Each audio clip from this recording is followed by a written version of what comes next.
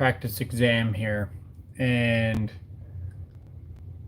we're going to wait for you guys to get in the chat, but I don't know if we're going to be doing calculations. It's not that we can't do them, but I want to keep this moving, and I want to show you guys where your mental should be when you're looking up codes and how to go about navigating the code book, and less on calculations, because calculations, this one's kind of navigating the code book. So like, for example, if we're talking about a motor, we know we're going to want to go to 430, and this book has really light print, so it's kind of hard to see, but not too bad. We're going to go to 430. Should be motors, yeah. And we're going to want to go to the page in the back of this book here. What's up, Josh? What's going on? We are looking for... Oh, man, I got a headache today, and not feeling it, but I know you guys are looking forward to the live, so here we are. We're looking for 250, I think, full load, 3-phase, I think. Let's see here, 75 degrees C. It's 208, so we know it's going to be 3-phase, and it's 10 horsepower. So if I went here, I would say 10 horsepower, 208 would be 30.8. And then if we look for the FLC, I can't exactly remember where it is, but I know we got to multiply by 125%, because it's a continuous load. And there's rules for all that. This is not my test prep book, but I usually have it highlighted, the steps on to do a motor, right?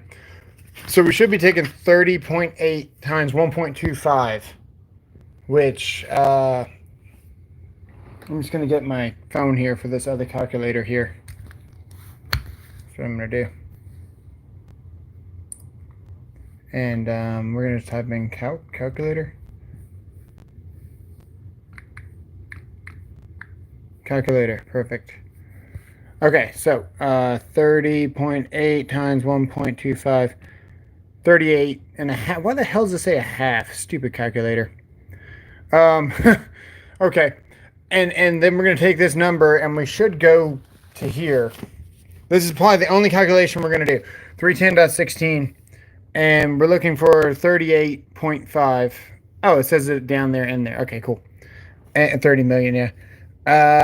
Let's see here, 30, and we got to look at the type of the wire. So the wire is 75 degrees C.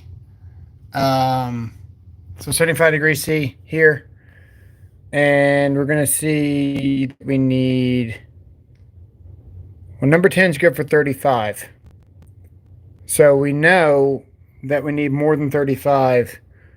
Looks like 50 there. So I would say we need number 8 based on all this.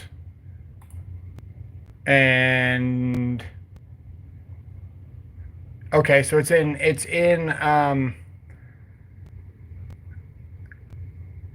yeah, this looks like the right answer, because it's green. So this is tests.com, and I actually purchased the Journeyman electrical exam here for you guys. So you're welcome. $70. So if you could hit the like, that would definitely help. Maybe pay for some of this. But yeah, this is going to be the answer. And did we get it right? We don't know.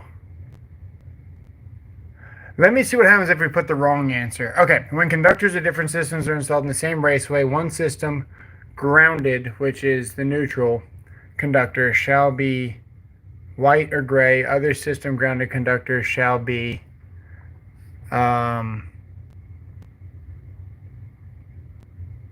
white, gray, with an identifying colored stripe that is not green. I would say it's going to be that one, but if we go to 200.6, where we have identification of conductors, let's see what we get here. What's up, Juan? What's going on, buddy? Let's try 200.6 here. And then something about tabs here that I'll let you guys know. If you tab your book on every page, if every page is special, then none are. So when everyone's like, you need more tabs, I need less tabs because I actually want to see what I'm looking for. So here's identification. There's the identification of grounded conductors in 200. If we were looking for identification of grounded conductors and we didn't know to go here, I suppose we would go in the back of this book and we would look for conductors or maybe identification or grounded. So if we looked for, let's look for identification and see what happens. And I still don't know that the answer is. So A, B, C, D, E, F, G, I,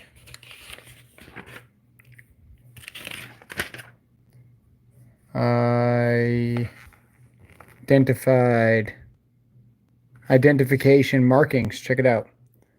And we've got branch circuits, 210, 235. Also see color code markings. So let's look for color code markings. What's going on, Paul W? Where are we going? We're going to color code markings. Hang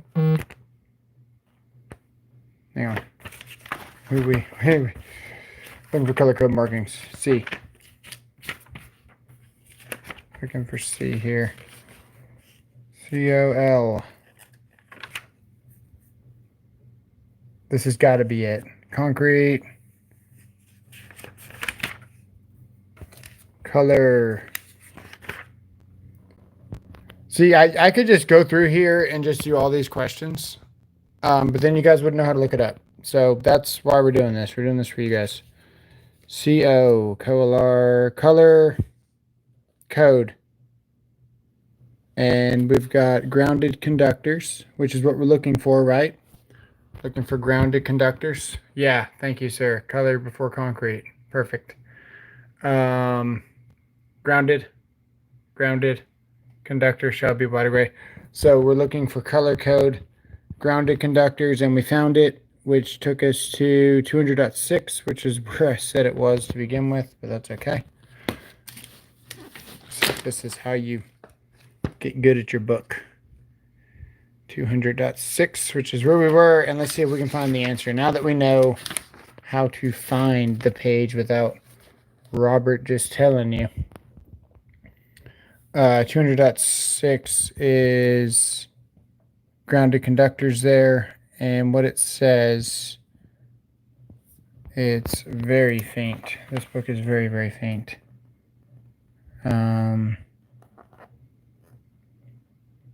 White or gray insulation and colored single conductors. Someone said you were working under the table or under tables. Does the test come with practice questions? Yeah, this is practice questions. Let me go back. Or maybe I'll open another page. Hang on a second. Let me go to this again. Let me type this in. I will relog in. What in the heck?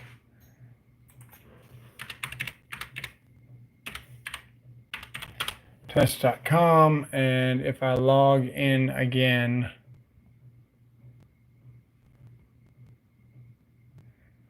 if I go to, it knows that I'm logged in, so hang on a second.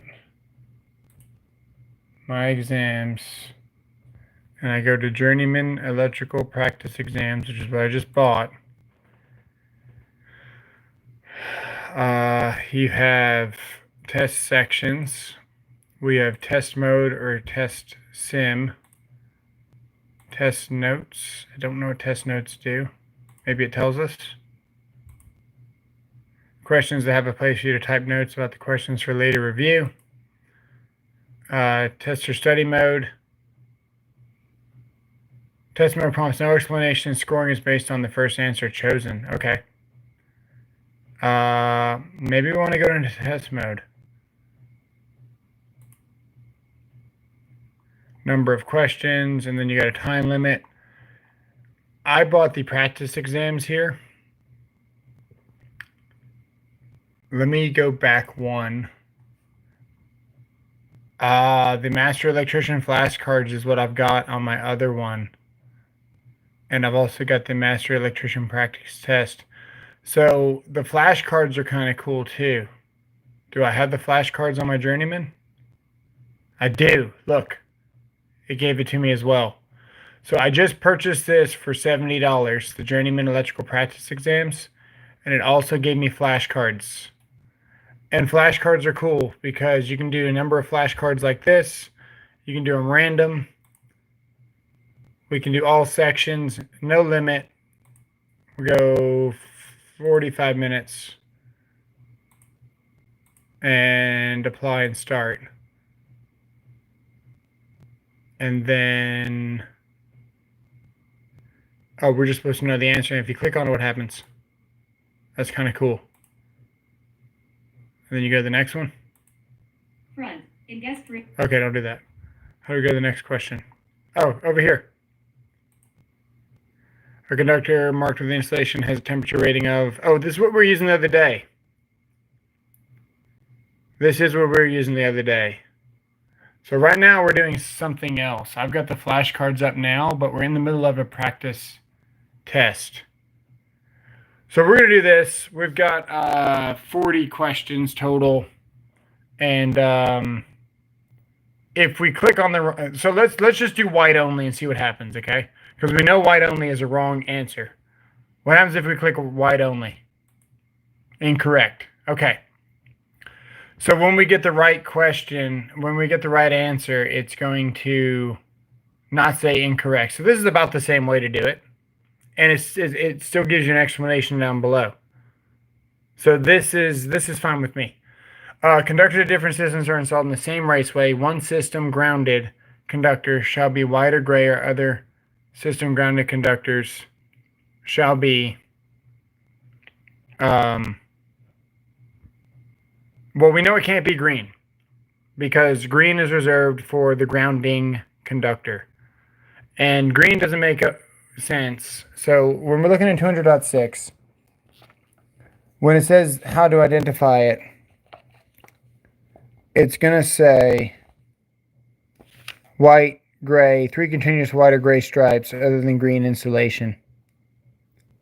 And then you've got conductors of mineral.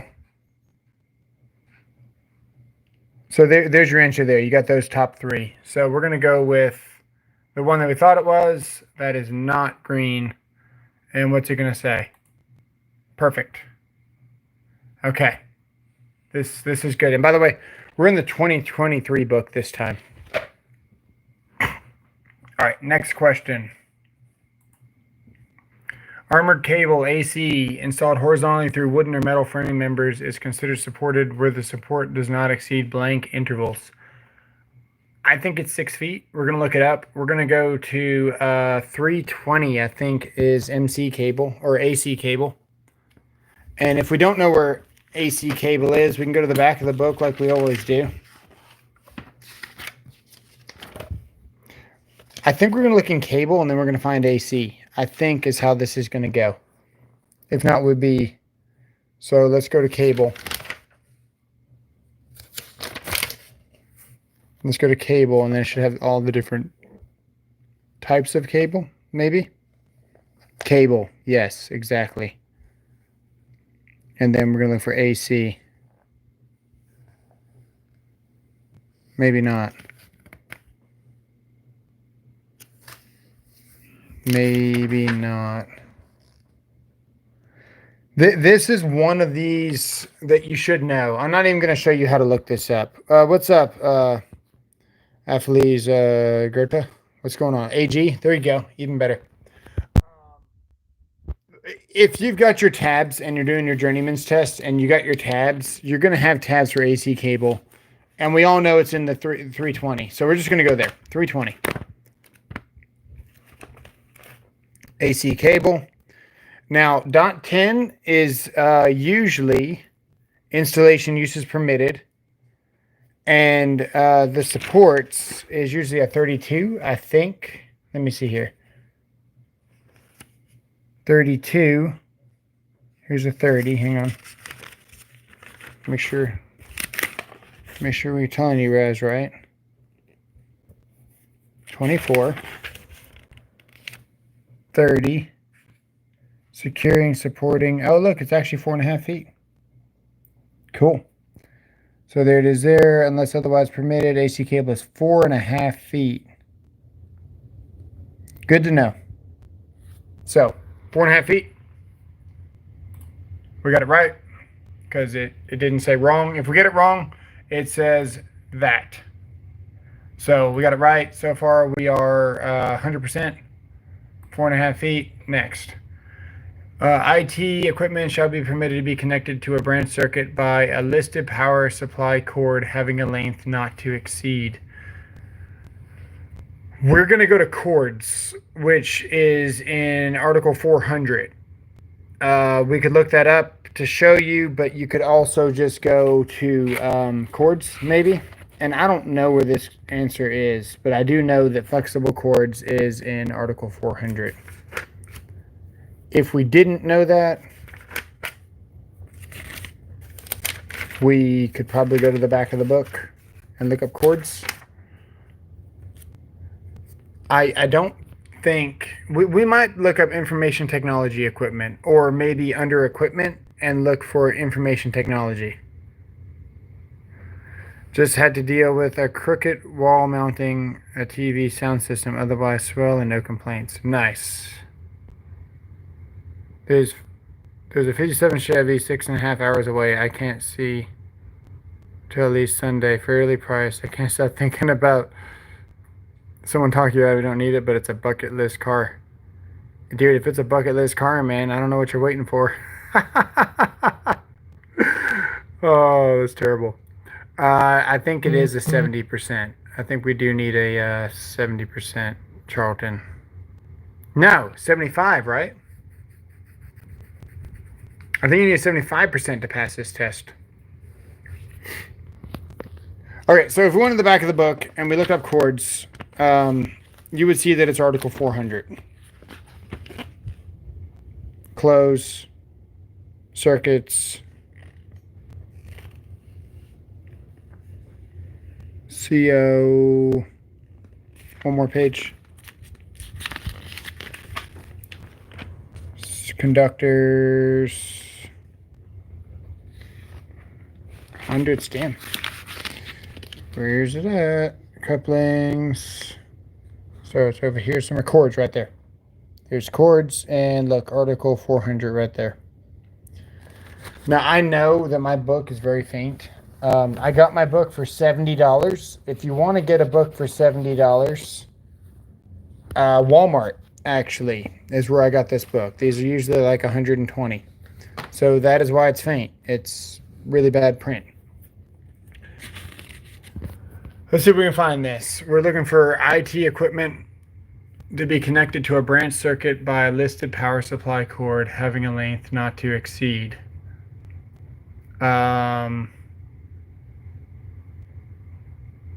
We can look at maximum length to a power supply. This one's actually going to be hard to find. This is going to be one of those questions that you might want to skip and then go back to.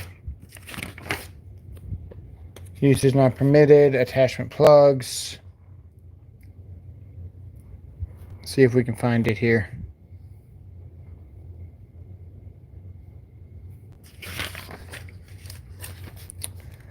Color separation. I'm just scanning this, right?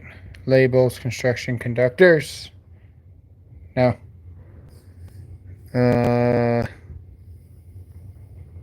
Fittings.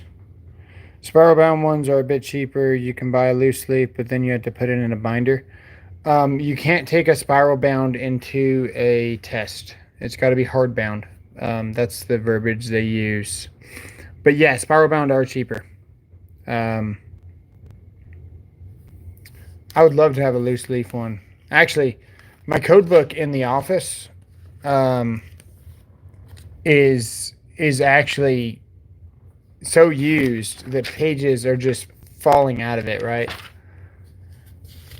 Man, I don't think it's going to be in chords. I would have thought chords. We're going to look up information technology and see what happens. We're going to look for information technology equipment. And I don't know.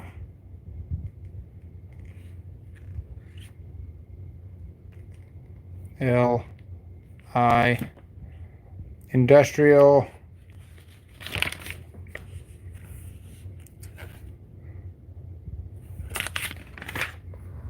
intrinsically safe, inserts information. Here we go. Technology equipment rooms. Look at that. Special requirements.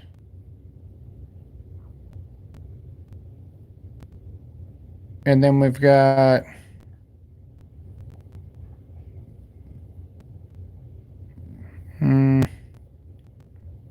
we can try 645.4. Oh, information technology equipment. Okay, here we go. So we're looking for power distribution, maybe. It's going to be either way. It's 645. Okay, so we're going to go to 645. Class 2 and 3 circuits. It could be that too. Let's go to 645 and see what we find. If you bring a breakfast or donuts, you can get 5 points added to your final score. It's worth a shot, yeah. He went to Tennessee for a car show. I think he listed it before because he wants something different. Dang. All right, let's go 645.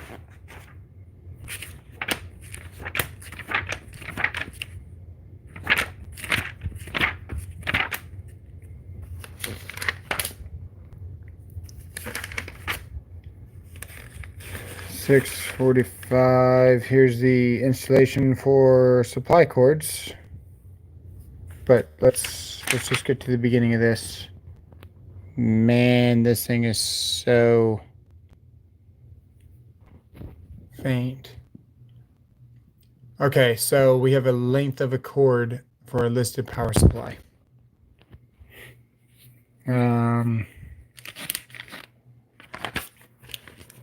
Supply cords. Power supply cords shall not exceed 15 feet. That works for me. Power supply cords shall be listed and permitted. Yeah, that's good enough for me. 15 feet it is. We got it. Okay, next. When terminating sizes 14 through 1 circuit breakers, the conductors shall be considered to have a temperature rating of blank unless the circuit breakers are listed and marked otherwise. This is huge. This is going to follow you for the rest of your electrical career. Everything is 75 degrees C unless otherwise noted. Your terminations is what it's talking about. Pretty much all your circuit breakers. Yeah, I didn't know that either. I didn't know about 15 feet either. Had no idea. But we found it in here. It's 75 degrees C. I don't know where we're going to find it. We can try 310.15 would be my guess, because 310.15 is or 300, 310 something. It's probably somewhere in the rules here. We can look. It's 14 through number 1 AWG on circuit breakers. The conductors shall be considered to have a temperature rating. Hey, I found it. No, I didn't. Let's see here. In general, your breakers are going to be 75 degrees C anyway. That's just the way it is. But I would like to find it for you guys. It's probably in here somewhere. This is where I guess it's going to be.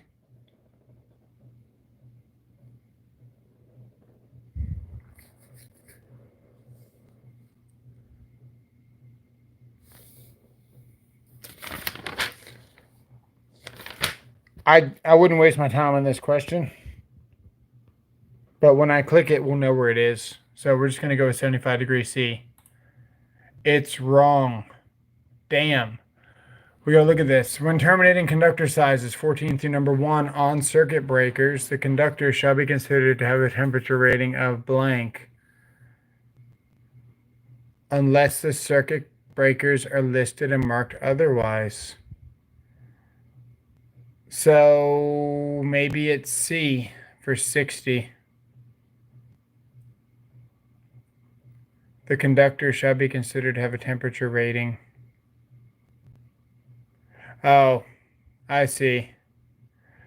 So I read that wrong. The breakers are considered to have a temperature rating of C. So your terminations are going to be 75. The conductors are probably 90. Got your Tozos on? Nice. Man, I like my Tozos.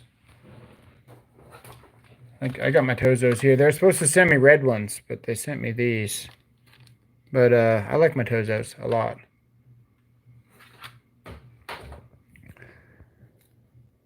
I'm going to go with 90 because I've already jacked this question up by jumping the gun. Terminations are based off of 75 degrees C.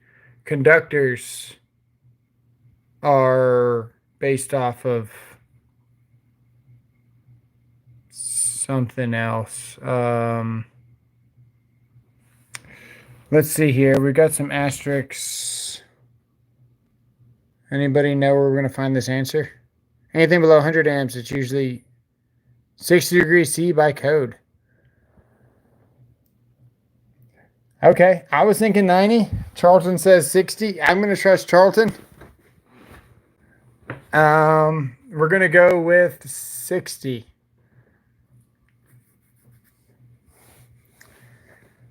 If you base it off of 60, you're always going to be safer. If you base it off of 90, it may not be rated at 90, and then you run that risk. So let's go with 60 for Charlton. Good job, sir.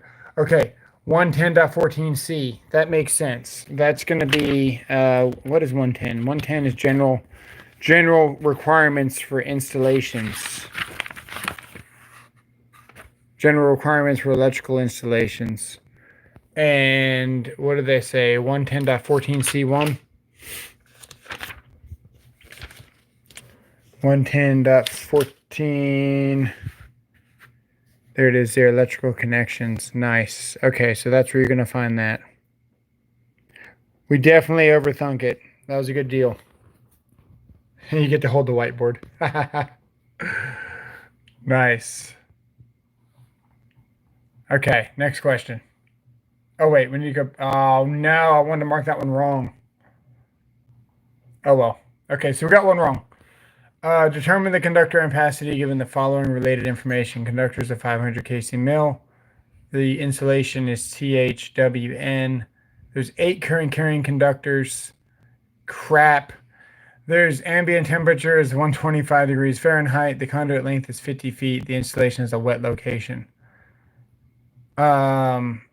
This actually helps us out. This is going to help us out a lot because the wet location is going to make it. No, never mind. That's not helpful. We got 8 current carrying conductors with 500 kc mil. This isn't even a realistic install. There's a couple of things we got to do here. I started off this thing saying I didn't want to do a calculation. I wanted to just kind of go through and look in the book. But it's definitely not A. It's probably C based on, because the conductors start off rated at 380 amps on the chart. And then we're going to take some factors. 4 to 6 is 80, 7 to 9 is going to be 70%. I'm going to show you guys all this right now. 7 to 9 is 70%. If we took 70% of 380, what do we get?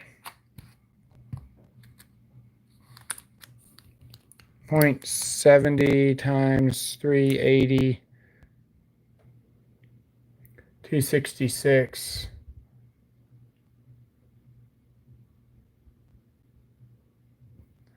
8 current carrying deductors.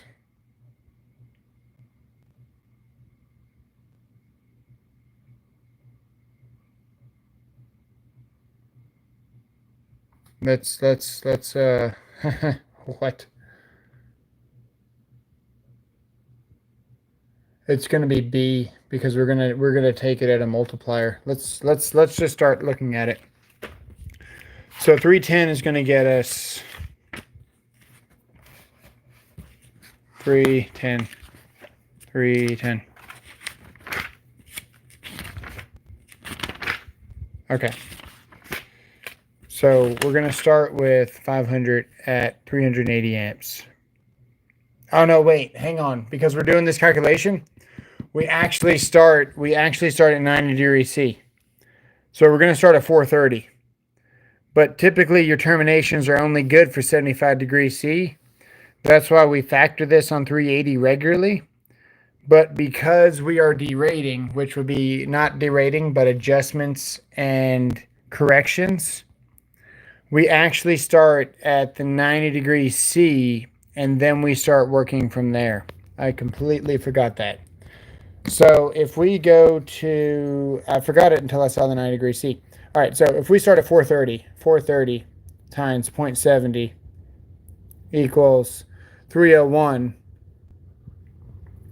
And now we got to take the factor of the ambient temperature, which is 125 degrees Fahrenheit, which is, I believe it's here.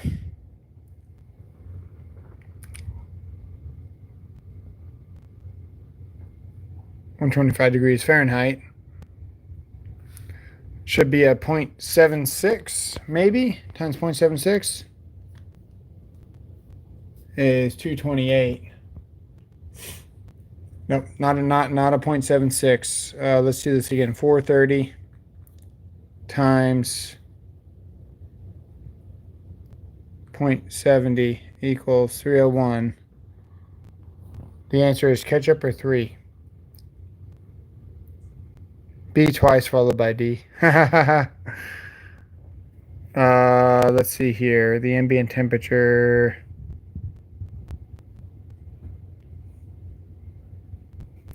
Ambient temperature is 125 degrees.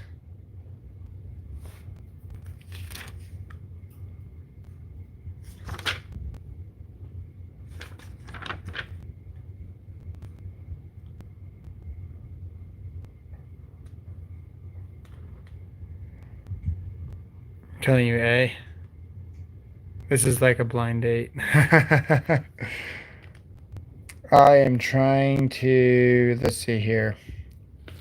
Yeah, see, 7 to 9 current carrying conductors is 70%. That's how we're multiplying the 430. 430 times 0.70 equals 301. And then we got to take 125 degrees Fahrenheit, which would be, see here.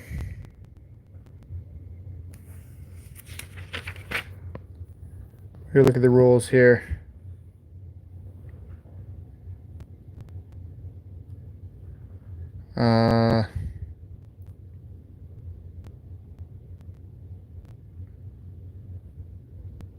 Same old stuff. How you doing? What's up, Renegades?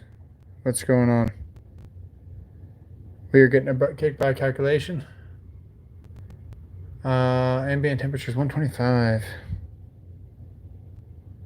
And none of my... We can try a 0.41. I don't think that's right. No. Wait. Yeah, that's not. 430 times 0.70 equals 301 times 125. So 125 would be 0.67. 6776. 76.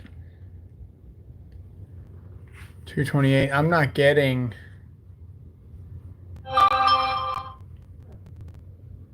I'm not getting what they've got here. So we're going to figure it out based on this. I'm going to say it's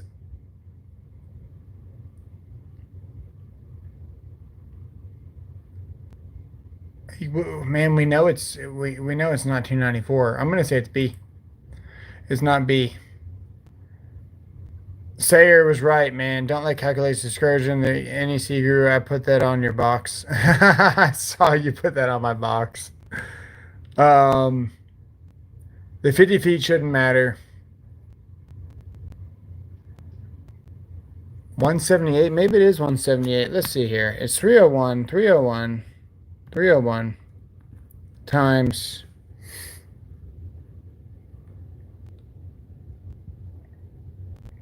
what was 0.41? 123, 301 times point.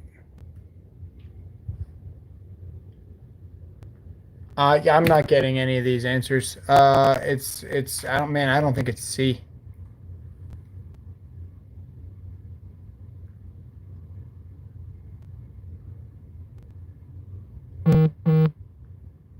Let's try that. Okay, what are we doing?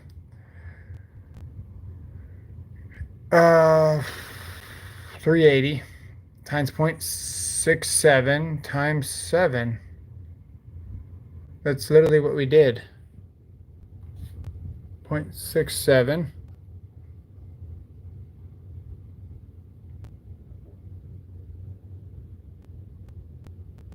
times 7. Did we do it out of order? 380. Oh, they took 380. They didn't do new. Okay, damn. We should have started. We should have said, okay. 380 times 0.70 times 0.67, 178. Why didn't we use the 90-degree C column?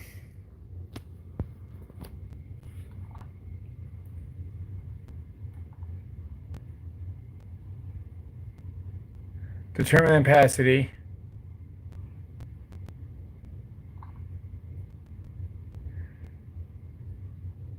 Can somebody let me know why we didn't start with 90-degree C?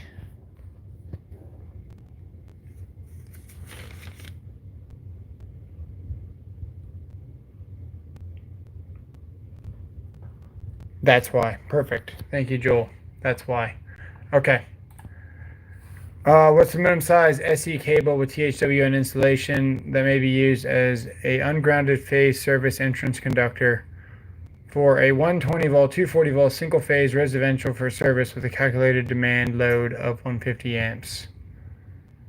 I don't think that portion is going to be relevant there.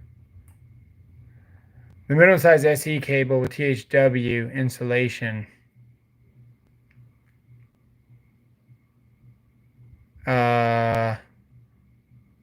The minimum size SE cable.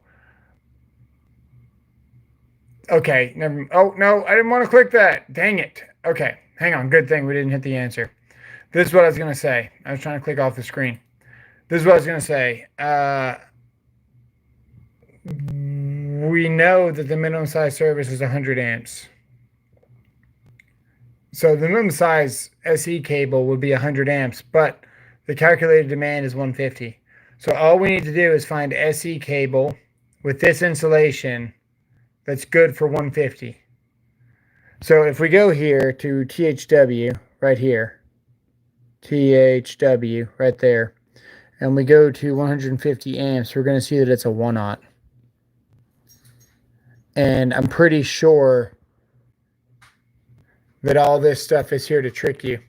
Now, typically, SE cable would only be good in the 60-degree C column because it's this type of insulation. But because they gave us this insulation value, we knew that we're going to use the 75-degree C because it's THHW. So if we go THHW, we look for the calculated demand load of 150. we're going to see that it's a 1/0. But we can also multiply it by 0.83 because it's residential and it's a service. So if we go over here to 150, we're going to see that it's a number 1 copper or a 2/0 aluminum. But if we did the calculation, let's see here. I still think it's a 1/0 based because it's a calculated demand load. So because it's calculated, I thinking it's a 1/0. I'm gonna go with 1/0. We still got it wrong.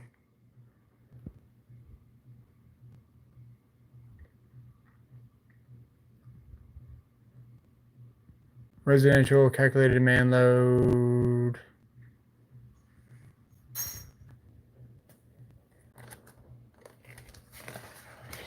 Let's take 150 times 0.83, which is what we're going to do to begin with. 124. I feel like this chart let me down.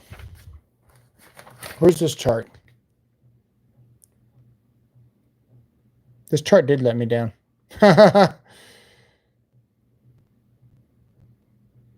Okay, so it's number 2, 125. 124, it is number 2.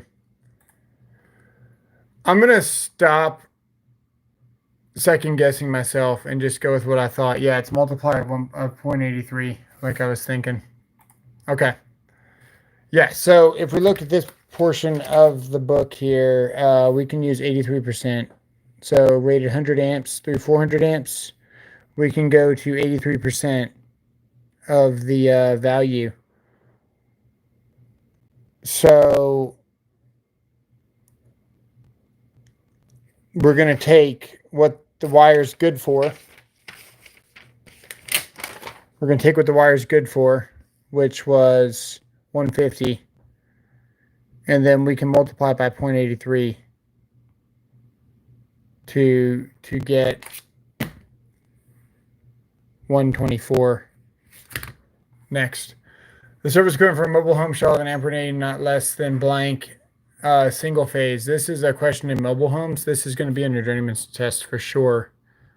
And it's in mobile homes, which is like 4 or 560 or something weird like that. We can kind of skip around until we find it, but I think we're probably going to go to the back of the book to find it. But it's in here somewhere. Park trailers, there it is there. Recreational vehicles.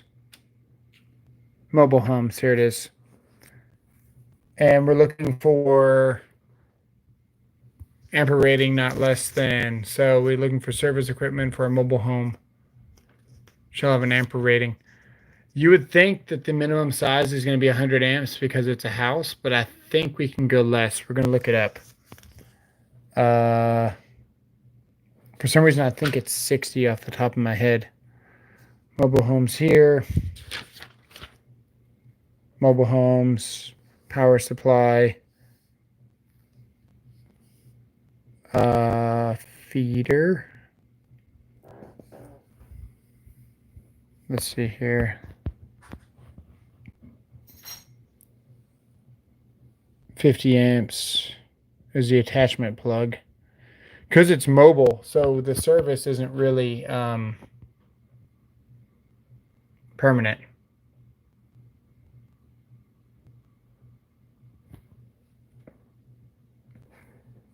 Make sure we're not overthinking it here. Let's see if we can find it. Mobile home. Well, it's not an RV, so it's no. I'm thinking RV. Mobile home is permanent.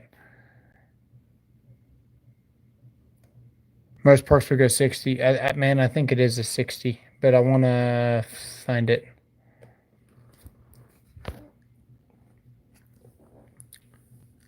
There's the laundry. There's the outlets required. We might find it in 330 or 320. 330. We might find it in services, which is where we're fixing to go next. 550.32.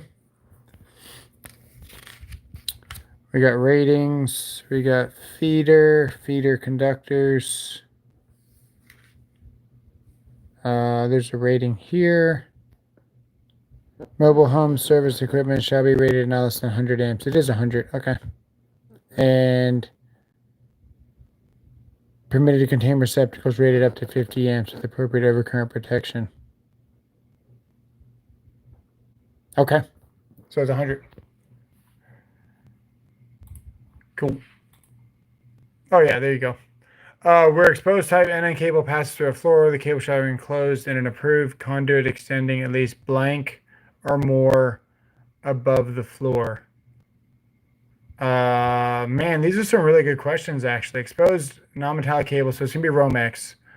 Passes through a floor. The cable shall be enclosed in an approved conduit extending at least blank above the floor.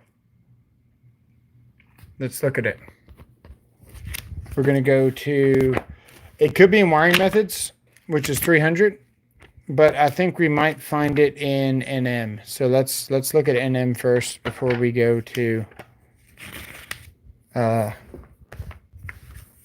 we got listings, uses permitted, and we're in 334. Exposed. Protection from physical damage. This might be where it is. Passing through a floor. Shall be enclosed in rigid metal conduit 6 inches. So it says here, cable shall be protected from physical damage where necessary by RMC, IMC, EMT, other approved means where passing through the floor, the cable shall be enclosed in either of all those things within 6 inches above the floor. Nice. Should be 6 inches. There it is, 334.15b. And that's where we were. Cool. All right, in healthcare, which is 517, a patient bed space is required to have which of the following? Oh, crap. This is a trick question because is it 14 receptacles or is it 16? I can never remember. And then you got to figure out what combination of what it is. So let's just go there. Let's just go there. 517, we're going to be at the very beginning of 517. I don't know this book like I know my 20. Here it is. Here shall have, this is the patient bed locations. This is the receptacle requirements. And shall be permitted to be of single duplex or quad type, any combination of the three.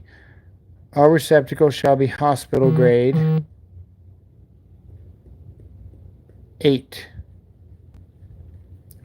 So minimum number of 8 receptacles. Now a receptacle is 1. A duplex receptacle is 2. What you guys know as a receptacle is actually a duplex receptacle. So we could have 2 duplex receptacles, would be 4 receptacles total. And then 4 single receptacles would be 4 receptacles, being 8 total receptacles. So this would be 8 receptacles. But if we look at the requirements, they're permitted to be single, duplex, or quadplex in any combination. So 8 single receptacles would be 8 single receptacles, and then 4 duplex would be 4 times 4, 6, 1, 2, 3, 4, 5. That'd be 8 plus, that'd be 16 receptacles there. 3 duplex receptacles would be 6, and then 6 singles would be 6 and more. That'd be 12 total. 14 single receptacles would be 14, and then 7 would be another 14, so that would be freaking 28. So it's going to be A, which is 4 single receptacles, and then 2 duplex receptacles. That's the answer there. So it's going to be A. Why is it not A? Can somebody please tell me? Or, it says or. Son of a biscuit. Okay, so it can be 8 single or 4 duplex. That's also the answer there. Okay, we're not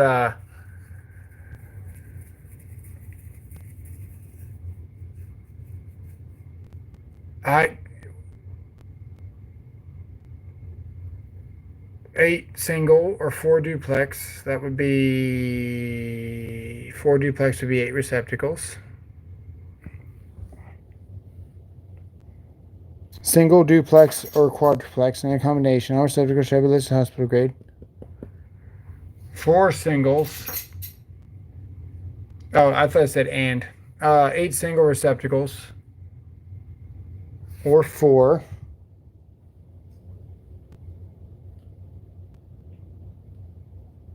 We need 8 receptacles.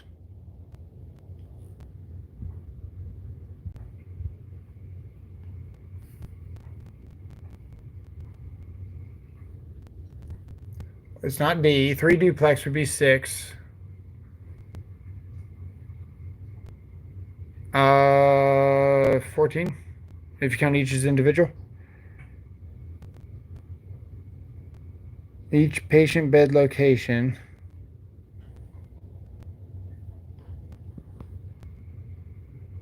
Oh. Hey, you know what we did? The critical. So it is 14. It's 14 total in a critical space. And I said that before we even flipped the page, but I forgot that it was critical. So critical is more receptacles. Hang on. Let me find it. Where is critical? We gotta find the critical bed. So we've got the patient bed. And then we've got the critical patient bed. This is the operating room, needs 36 receptacles. Patient bed, we need to find the critical. There it is there. I think each patient bed.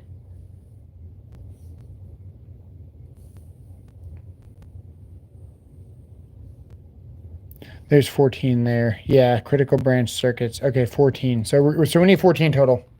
Haha. 14. Okay, so we need 14. So we need 14 single receptacle or 7 duplex.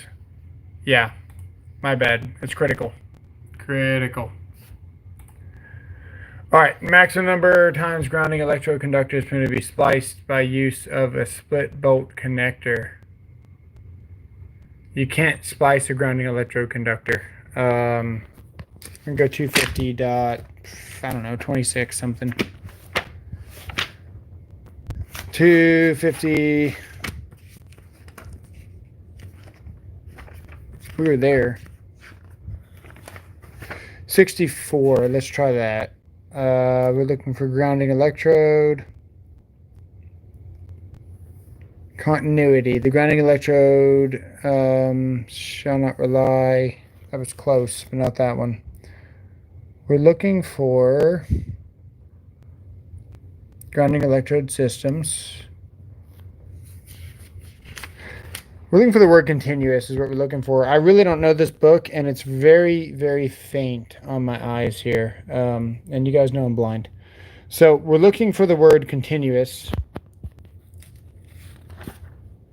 And I'm just going to skim for it real quick. Installation.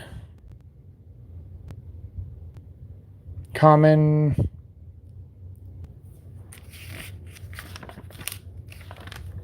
There's the connections there.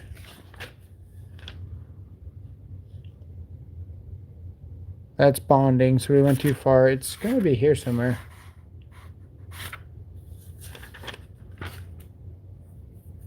So we got installation, that's grounding electrodes. Okay, cool. So we found it here. So we got to go grounding electrode conductor, ground electrode system.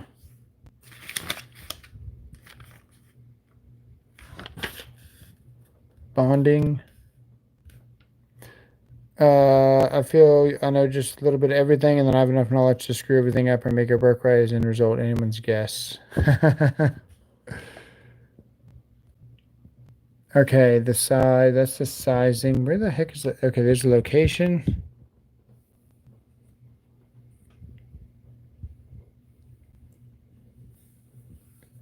I'm about to put this book away and just grab my 20 and take the freaking 23 test with my 20 book.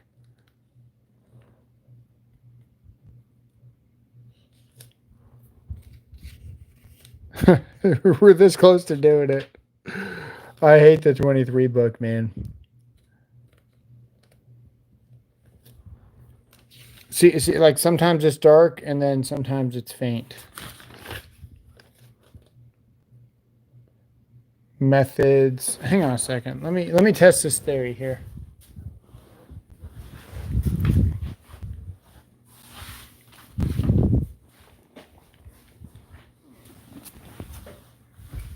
Let's test this theory.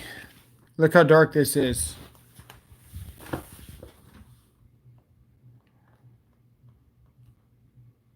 When you buy your code book off of Temu, yeah, exactly. I mean, you can see the difference. It's pretty terrible. This is my 20. And man, it is so much easier to see versus that.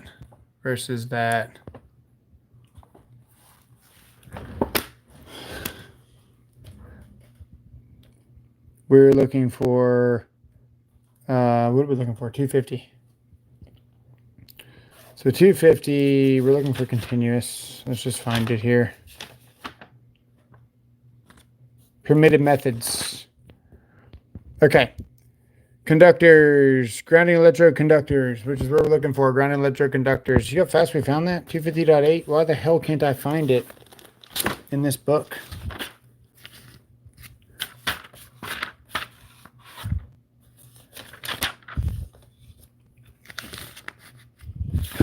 I seriously hate this book.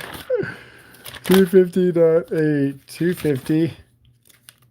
Yeah, see, they've moved all my codes around too. So that really doesn't help. 250.8. I don't even see it. B6. 8. Permitted methods. Grounding and bonding equipment.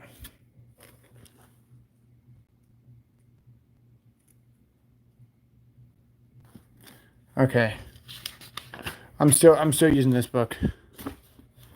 The Seeing Eye Dog edition. Yeah, exactly. Look, we're done with this book. I don't care if it's a 23. It can stay over there. All right, we are looking for ground electrode conductors, just to be spliced. So it's a split bolt Kearney, right? You cannot extend unless it's continuous. So if we look here, this is grounding and bonding equipment. This is not grounding electrodes. And what it says here, you can use these. This is a pressure connector, terminal bar, listed pressure connector, all this stuff, right? When we actually go to grounding electrodes, which is over here, grounding electrode conductor, and we look at the installation, which should be somewhere here. I saw it, continuous. That's the word I've been looking for.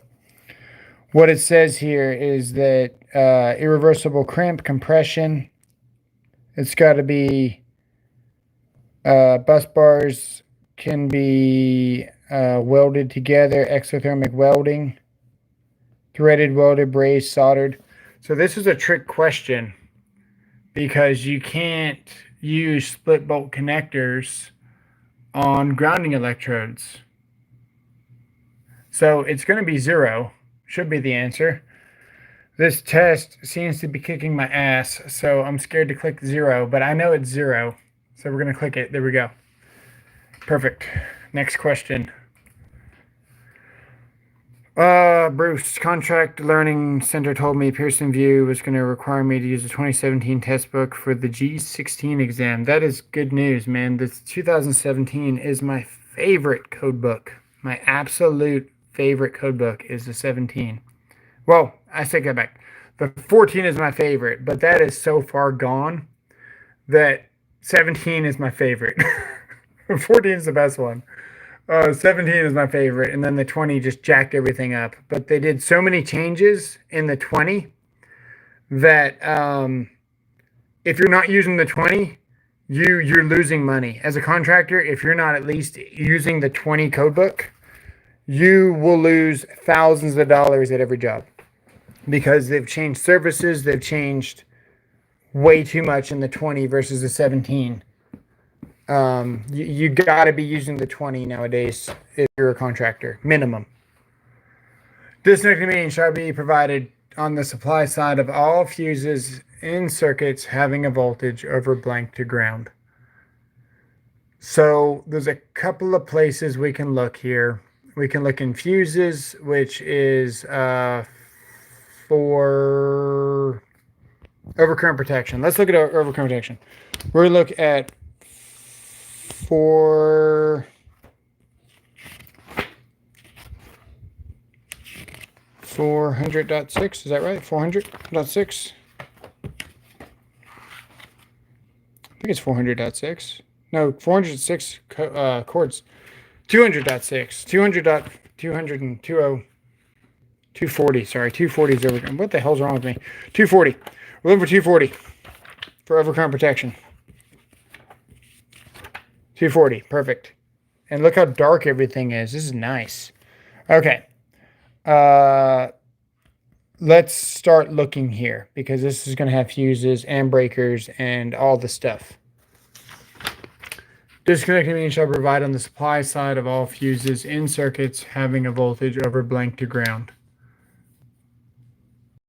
The supply side of all fuses. So let's just look at fuses and see what we find. Fuses as circuit breakers, thermal devices, not there. Next, transformers. We're still in overcurrent protection. We're just looking for fuses real quick. Okay, here's fuses, adapters, minimum voltage. Fuses shall be permitted. So circuits not exceeding 125 volts between conductors.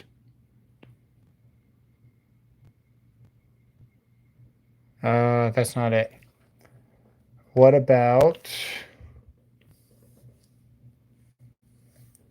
marking? Disconnecting means, okay. We can maybe look for that. Interrupting rating.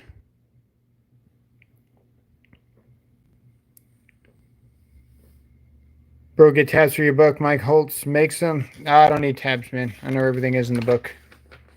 And if I don't, the reason why we're looking back here is for you guys. I kind of more or less know where everything is in this book.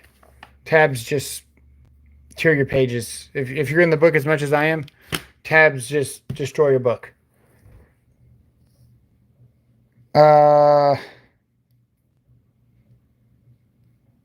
Voltage markings.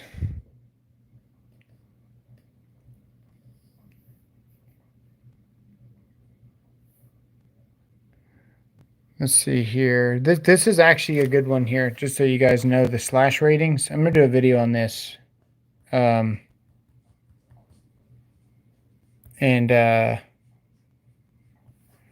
Let's see here. Right, I have a 20, but they made me buy the 17 because of the test. That's kind of bummed. Dang. Everything's based on the code adopted in your state. Why use a 23 when it's not adapted? All right, so the way that the code works, as an inspector, right, the city is going to adopt based on whatever code cycle's out. So it's 2024. It's up to the city or the municipality, whatever you're in town, to adopt what book you guys are going to be inspecting off of. As a license holder, it's your responsibility to install whatever the local code, or not the local, whatever the National Electric Code cycle is. So you're supposed to be installing per the 23 for your license. That's your responsibility. It's the inspector's responsibility to inspect based off of what the code cycle that they're inspecting off of. So our city might be in the 20, not quite in the 23, but as a contractor, it's your responsibility to install to the 23. So I hope that makes sense.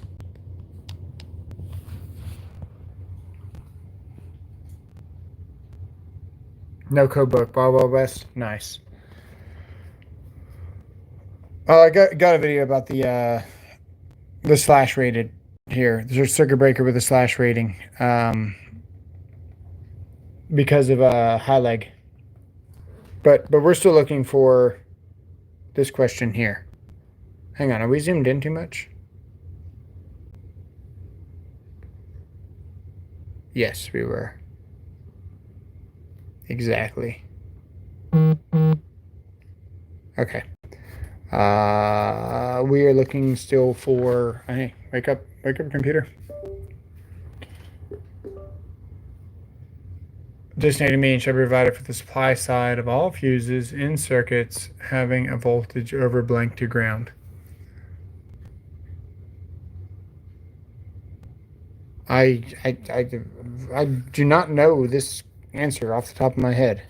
So we're not going to look in fuses. Let's look for disconnecting means. We can try that. We can look in. Let's look in 408 in panel boards and switchboards real quick to see if we can see a rating in some kind of piece of equipment. Snap switch is rated. Okay, let's look for disconnecting means shall be provided for the supply side of all fuses in circuits. Nope, we're going to go back to 240.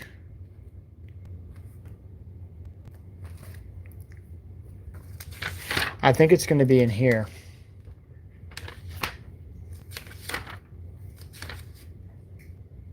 Combined rating of disconnects.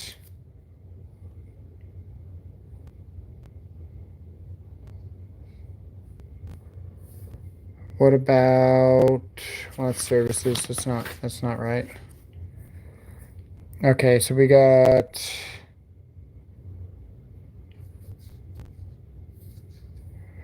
or circuit breakers. Nope. Because we're looking for circuits, not fuses, not services. The problem is this country rules vary in each state, not uniform building codes especially. Yeah. 240.4. Okay. Well, we're going to make our way there. What did you say? 240.40. It's going to be here somewhere. 240.40. 240.40. Disconnecting means for fuses. There it is there. 150. Circuits, any voltage. All fuses, circuits over 50 volts to ground shall be provided disconnecting means on their supply side. Good job, Jonathan. 150. Cool. Household type appliances with surface heating elements having a maximum demand for more than blank shall have a power supply subdivided into 2 or more circuits. So we're going to look in appliances.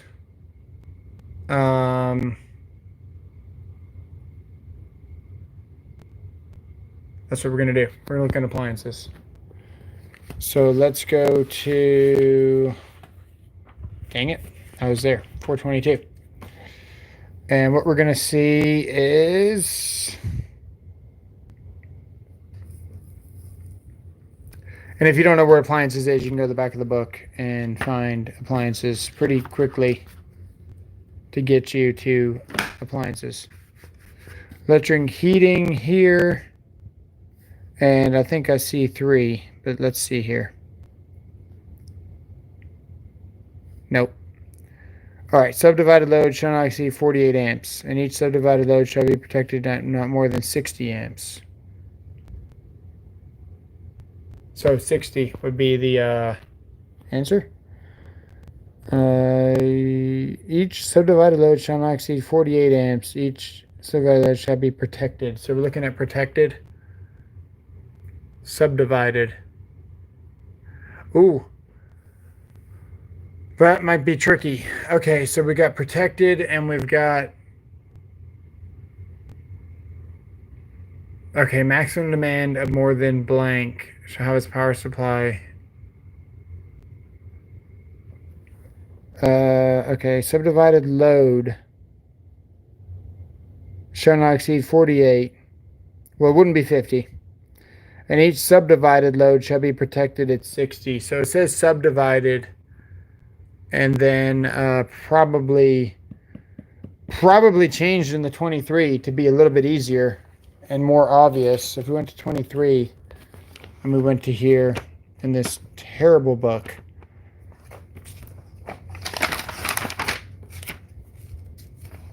for 22 appliances, it's in a completely different spot. Of course it is. Electric heating appliances, electric heating appliance, 48 amps, divided load shall be protected not more than 60 amps. What does it say there? For each divided load shall be protected not more. Okay, so it's verbatim. I'm going to say it's 60 because that's the closest to the verbiage there. NEC, EV supply that are not part of an energy management system or are provided with adjustable settings shall have a rating of at least greater than blank, must be supplied by an individual branch circuit. EV is going to be, this is where tabs might be helpful for a lot of this newer stuff. And that's where I would say where you want to have tabs would be in things like this. But it's not that far away from the other stuff. There's energy. We are probably going to look up in the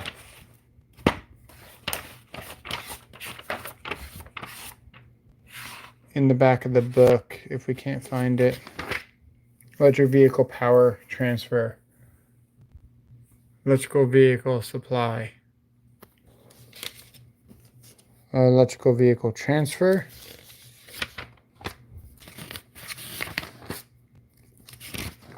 Electrified truck.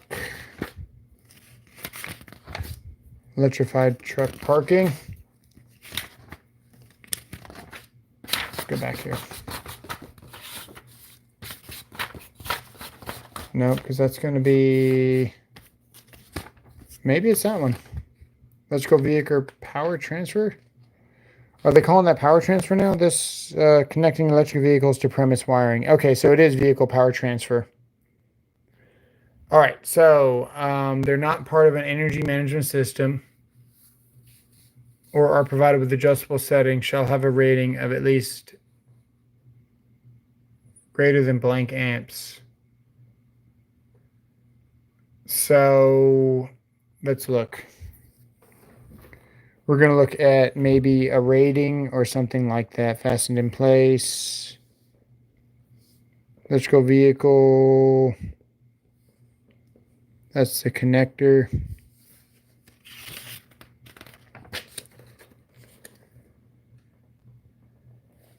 That's the voltages. Let's see here. Over current protection. Rating. Power transfer equipment.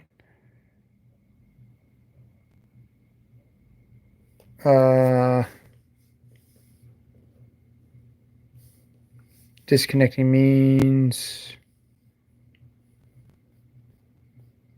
that is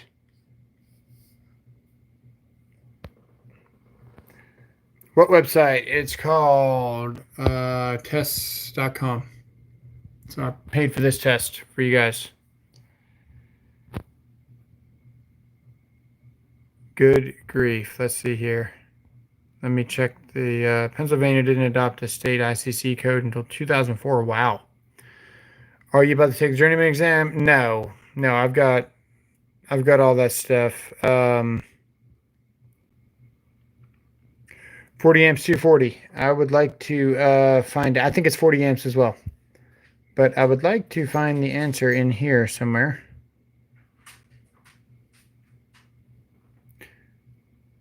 Imagine taking a 2020 test with the 23 code book. How about taking a 23 test with a 2020 code book?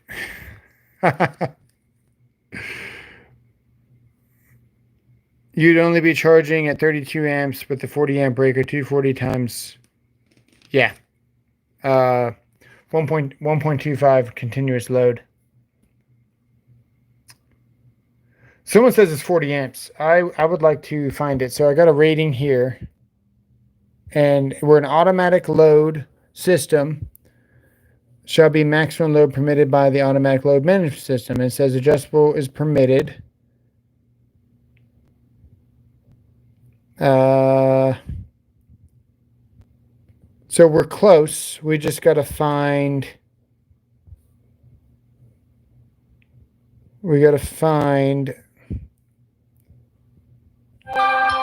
There's 150 volts to ground.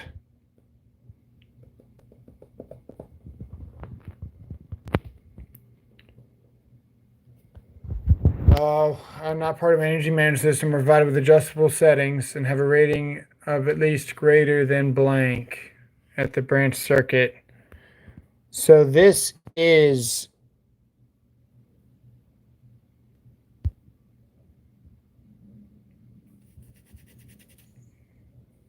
That's the rating. There's overcurrent protection, 125. We already know that. There's an interactive system. Let's see if there's another scenario. There is not another scenario. Okay. So it's got to be a general rule at the beginning. That's way too much information to be the answer. There, fastened in place. It doesn't say anything about fastened in place. It just says the branch circuit. Portable, disconnecting means, location, rating, overcurrent protection, branch circuit.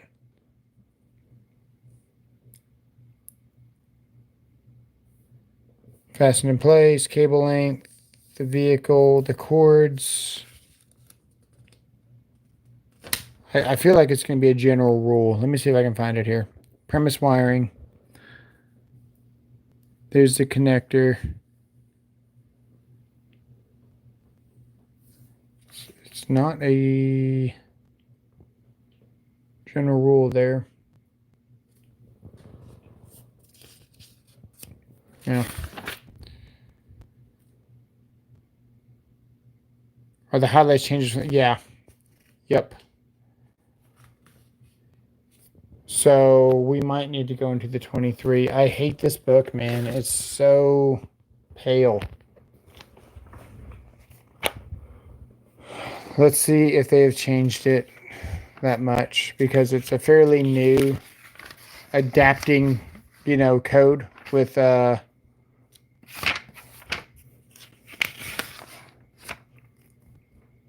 625, right?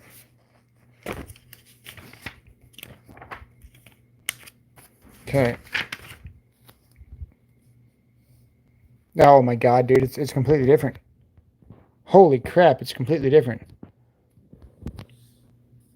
150 volts to ground.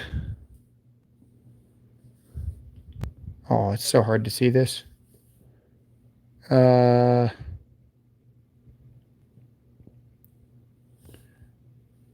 Non-locking. Fixed in place. Okay, so does it say minimum? Individual branch circuit. This is interactive. We want non-interactive, right? No. Rating. 625.42a. Where's that? 625.42a or B? So this is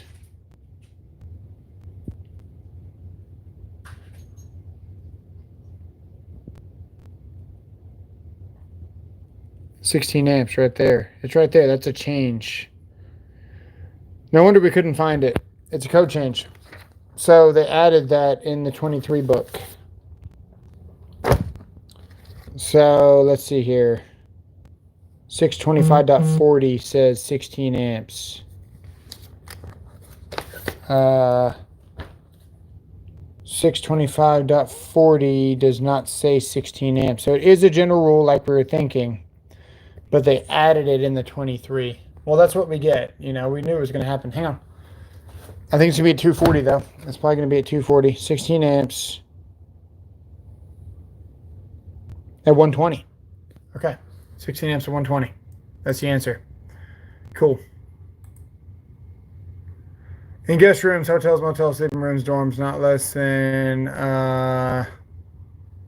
blank general purpose 125 volt receptacles installed in a room are required to be readily accessible.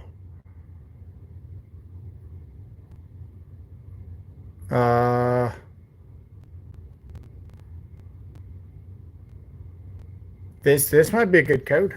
This is a good question. I wonder if this is a change. So we're gonna go to receptacles for these rooms, which would be in 110.52.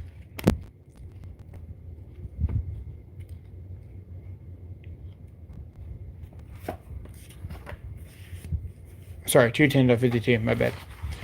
210.52, and we're gonna look for receptacles other than dwelling units.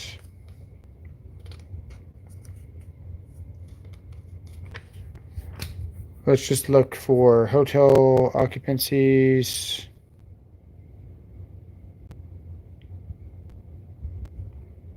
That's how to calculate. I'm looking for... We don't want the calculations. We want where they're required to be. So 210.52, laundry, garages, hallways, foyers, receptacle placement. We're looking for... There's meeting rooms, other... All occupancies. Okay, hang on. There it is. Guest rooms. Similar shall have at least one. Nope, that's not it.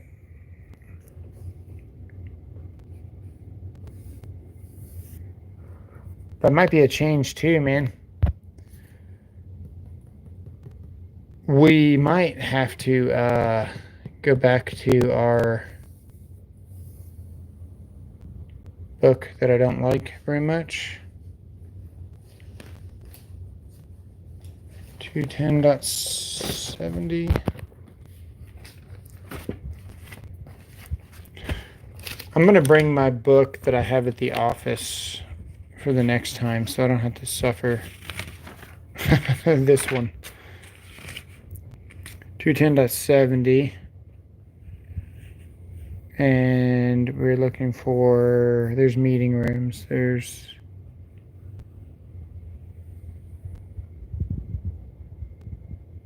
man, it's so hard to read this. Guest rooms.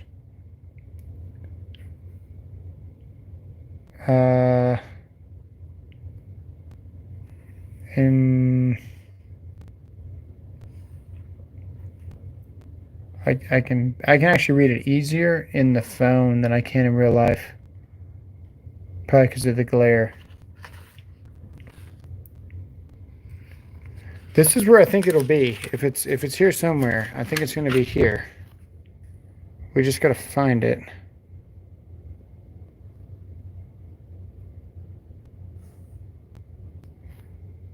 Receptacle outlets. In guest rooms, hotels, motels, or sleeping rooms or dorms, not less than blank. General purpose 125 volt 15 or 20 amp receptacles installed in the room are required to be readily accessible.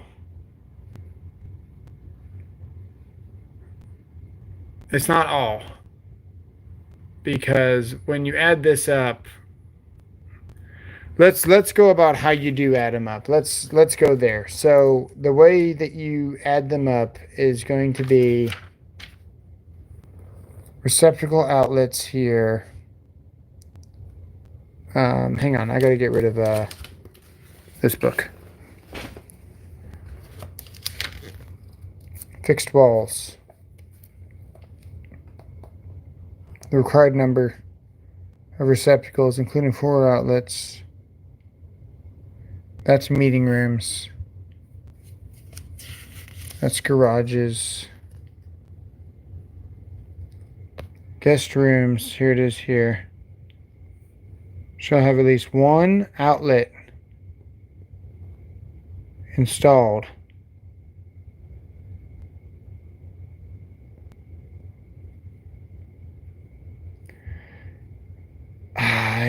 What is that referring to? Additional locations.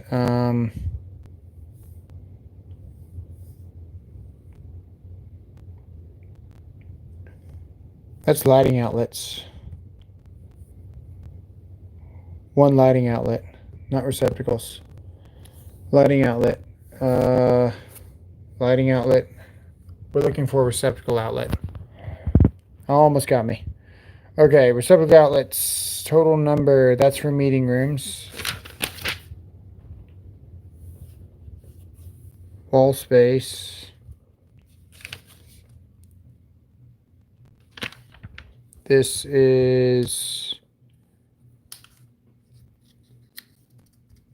That's the branch circuits. That's required outlets. Dwelling unit. We need other than dwelling unit. Countertop receptacles. That's for houses. Where are we looking here? Multifamily balconies. Basements, garages, accessory, foyers, guest rooms. Here it is here. Have a receptacle outlet installed in accordance with D. Guest rooms are provided with a permanent provisions for cooking. Receptacle placement. The total number of receptacles should not be less than the required. They're required to be located conveniently. At least 2 receptacle outlets shall be readily accessible. There it is there. I don't know why it took me so freaking long to find that. Okay.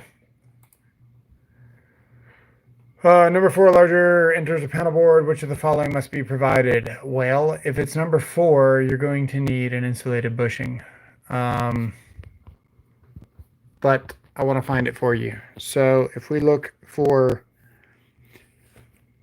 insulated bushings, we could look in a lot of different places, but we're going to look in 300 for wiring methods, which, by the way, is what pretty much the whole code book is. This is actually a harder test than what the test is. I can tell you that right now.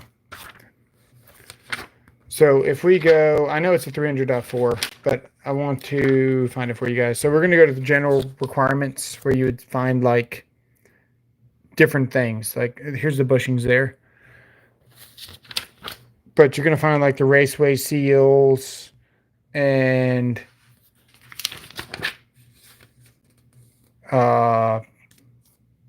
you know, how to protect things. So what we're looking for, a bushing terminal fitting with integral bushed shall be used at the end of the conduit.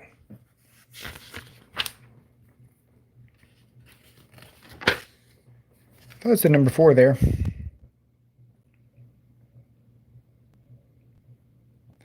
Let's see here. Conductors.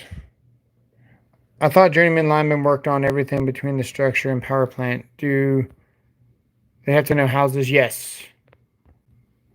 It's not a lineman. It's just journeyman. So you've got a wireman, which is residential only. You got journeyman, which is residential and commercial. Electrician, and then you got a master, which can pretty much just pull permits. That's what a master does. And then all the before that. So the only difference of a master and a journeyman is you can own your own business and you can pull permits.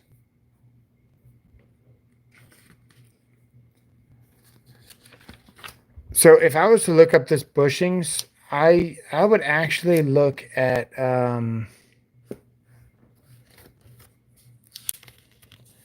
let's see here. There's fittings there. Is there fittings? Doesn't say fittings. Maybe we could look at panel boards. We know it's going to be insulated bushing because number 4 or larger. So we know here, raceways containing number 4 or larger. Enter a cabinet, box, enclosure, or raceway. Conductors shall be identify fitting with smoothly rounded insulating surface. List emitted fitting with smoothly edges. Threaded hubs. But I want to know how to look that up for you guys. So we're going to go to 400.8 in panel boards, maybe. Because 408 actually has a lot of information about all kinds of stuff, actually. There's probably like 7 different questions they're going to ask you at a 408. And this is going to be one of them. Insulated bus bars and their supports. They're going to ask you in this right there. They ask you a lot of questions in 408. Conductor insulation.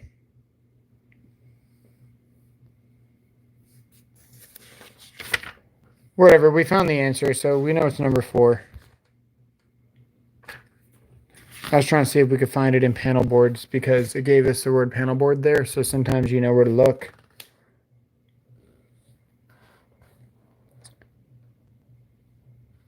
Like maybe protection or something like that. That's okay. It's number 4.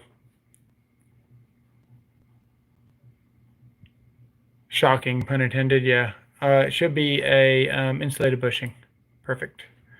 And it's 300.4G, which is where we looked. So, next. A 208 volt, 3-phase, 50 horsepower squirrel cage continuous duty motor has a FLC rating of. So if we go to 2, I really don't want to keep doing these questions with the calculations. They're taking up a lot of time. I really just want to show you guys how to navigate the code book. We're going to go to 430. And we're going to go here to the FLC, which is here, FLC. And I think there's one more. Yeah, here it is here. So we're looking for squirrel cage right there. Induction type squirrel cage motor right there, which is what that is. And we're going to look at 208, 3-phase, 50 horsepower. So we're going to go to 208. 3-phase, which is what that is. And we're going to go down here to 50 horsepower for 143. And of course, the 143 is going to be an option, but we got to multiply by 1.25 because that's how you get the FLC. Let me see if I can find that rule for you.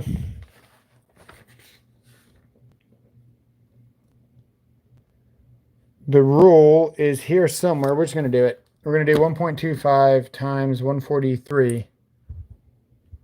1.25 times 143, and it's 178 3/4.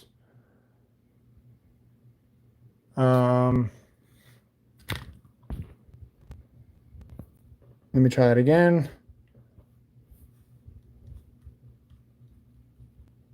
178 3/4. But it could just be asking us directly out there. FLC 3-phase. Okay, so it did not ask us for what wire. because this would give us the wire. So we would know that we need a wire that's good for 178 amps. And then we could go here, but it's not asking for the wire. It's asking for what it was. So in this case, it's going to be just 143. Let's try that. 143. There. Now, if they wanted the wire size of this motor, we would go 1.25 for the continuous load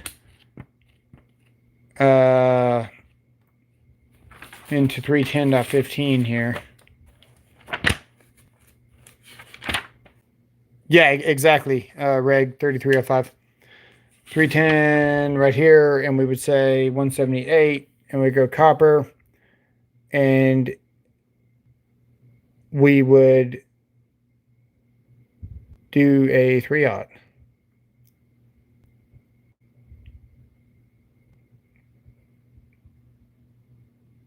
Yep, we do a 3/0. Okay, next. Next question. The motor controller also serves as a disconnecting means. It shall open all conductors to the motor. Well, it should be ungrounded because those are the hots, but I would like to find it for you. So let's go to 240 for, well, no, we're going to go to switches. See? Because, well, it could be in motors too. It could be in 430. But switches is the disconnecting means. 240 is overcurrent protection. So it doesn't say anything about overcurrent protection. It doesn't say anything about fuses. It doesn't say anything about breakers. So 240 is not going to be where it is. It's going to either be in switches or it's going to be in motors. Let's look in switches, which is 404. And then we'll look at motors. We can look at switches real quick. Although I think it's in motors, but we're going to look. So 404 switches. And here's switches, three-way switches, time switches, double throw, connection, location, knife switches. We're getting closer. Motor switches shall be permitted.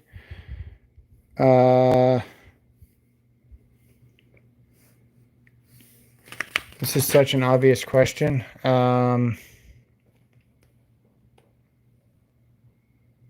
We're out of switches now.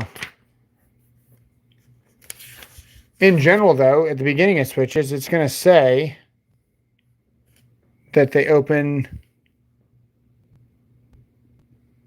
the ungrounded conductors. And it'll say, you know, the grounded conductor shall not be switched and all that stuff. So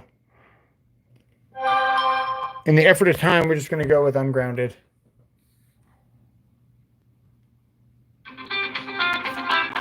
Hang on. Hey. Hey. Hey. Still alive. What's up? All right, bye.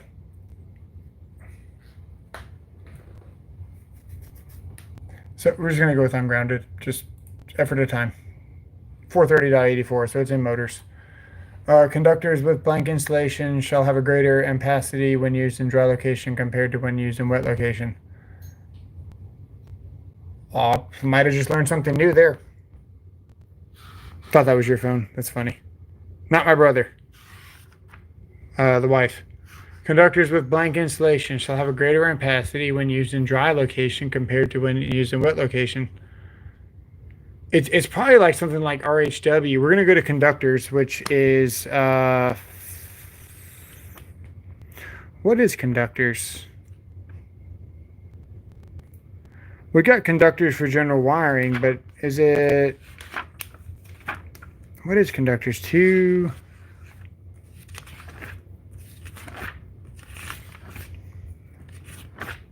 There it is. Conductors. It is in 310. Okay. Answer is C. THWN? So THW is rated for wet location. THWN has a greater ampacity when used in a dry location compared to a wet location. I think we're going to find it here. So if you're looking dry locations and wet locations and different things like that, it's probably going to be here. Locations and exposed sunlight, general.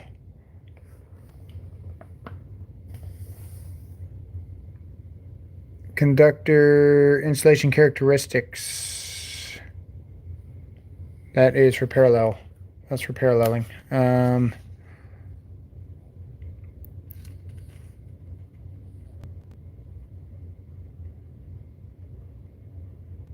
THHN.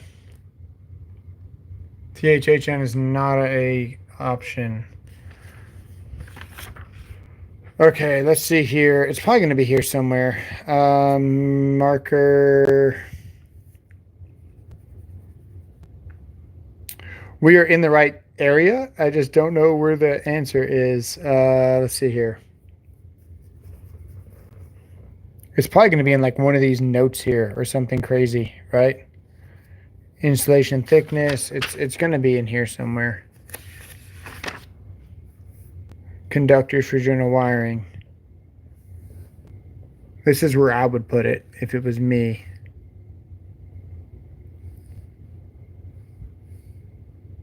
But it's a weird question because it doesn't even matter. So okay, so we can try this. We can try this. Well, it's based on a wet location, so it would be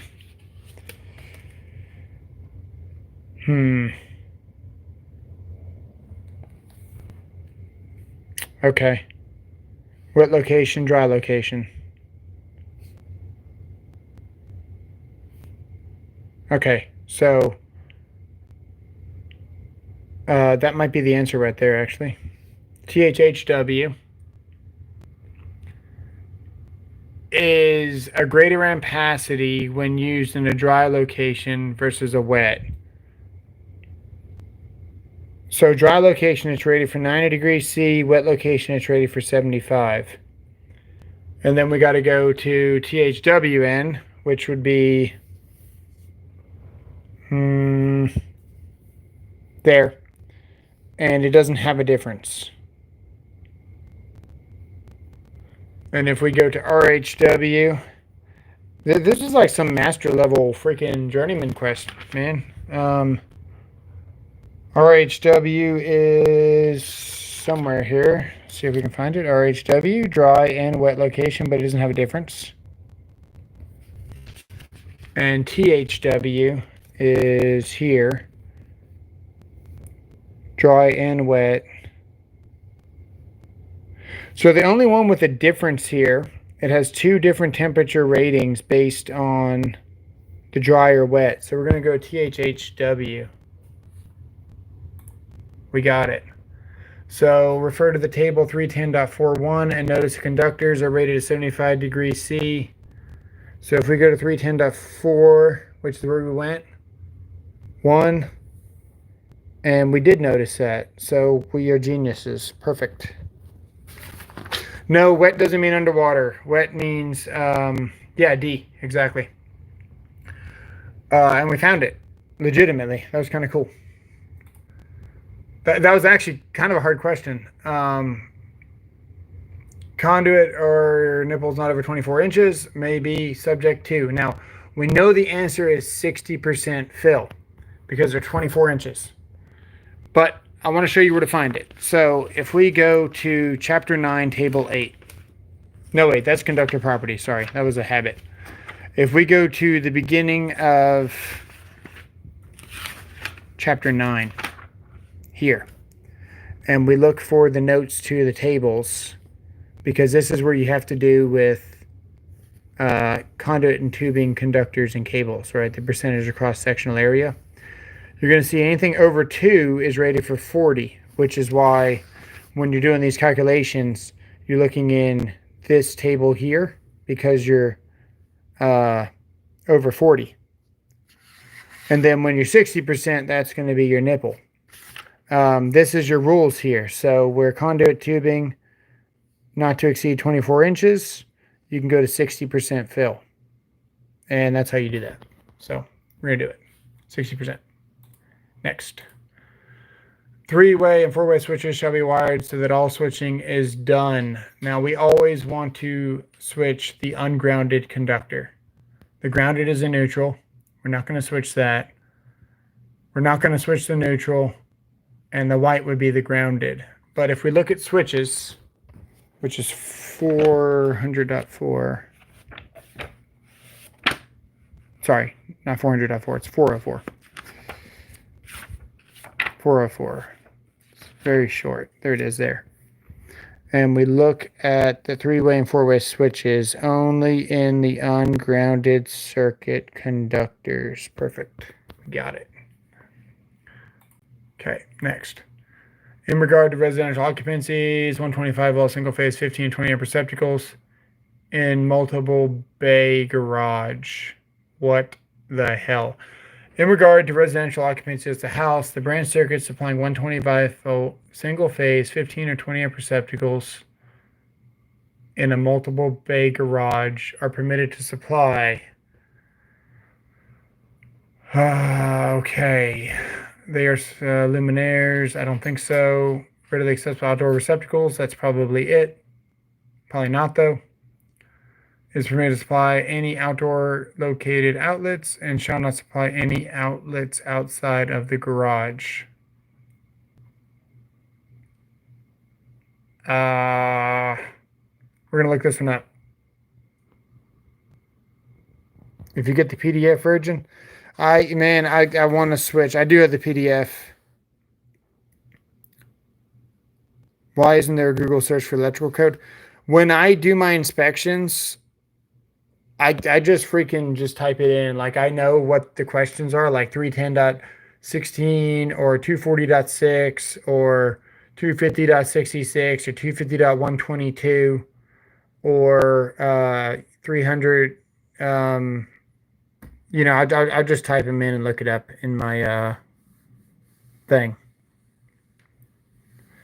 Fuel pumps can switch to grounded conductor.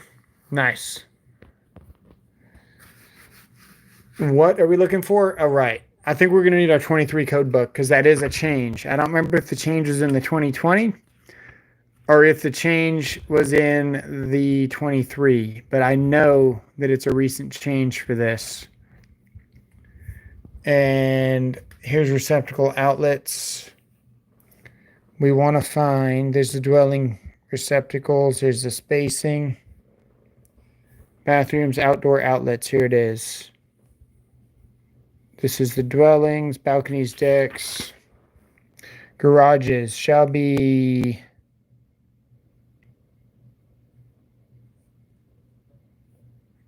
not here. Okay, let's get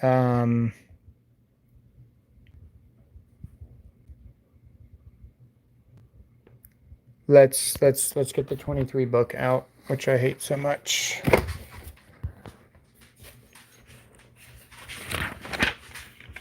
Okay, we're looking for garages,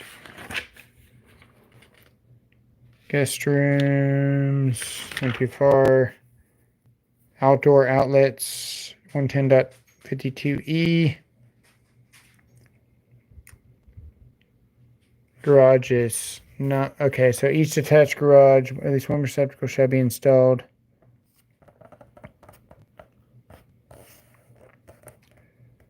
Man, there is a requirement for this. Receptacle placement.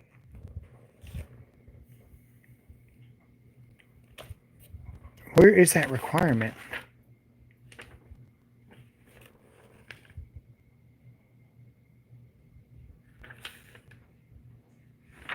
I should know this answer too. That's not good. Okay, screw this book. See if we can find it here. That is so much better. We need branch circuits. Branch circuits, 210. 210 branch circuits is what we want here. So receptacles, receptacle ratings.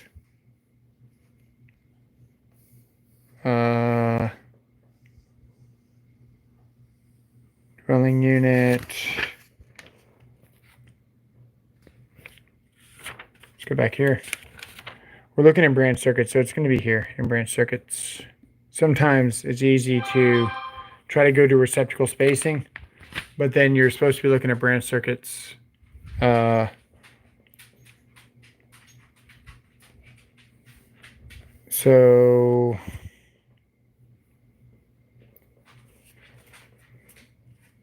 let's see here, garage branch circuits.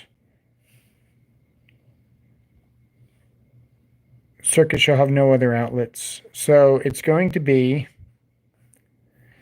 for attached garages and detached garages with electric power, the circuit shall have no other outlets except supply readily accessible outdoor receptacle outlets.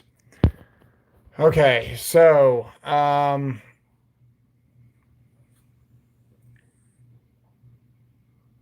it's able to do the readily, yeah, that one.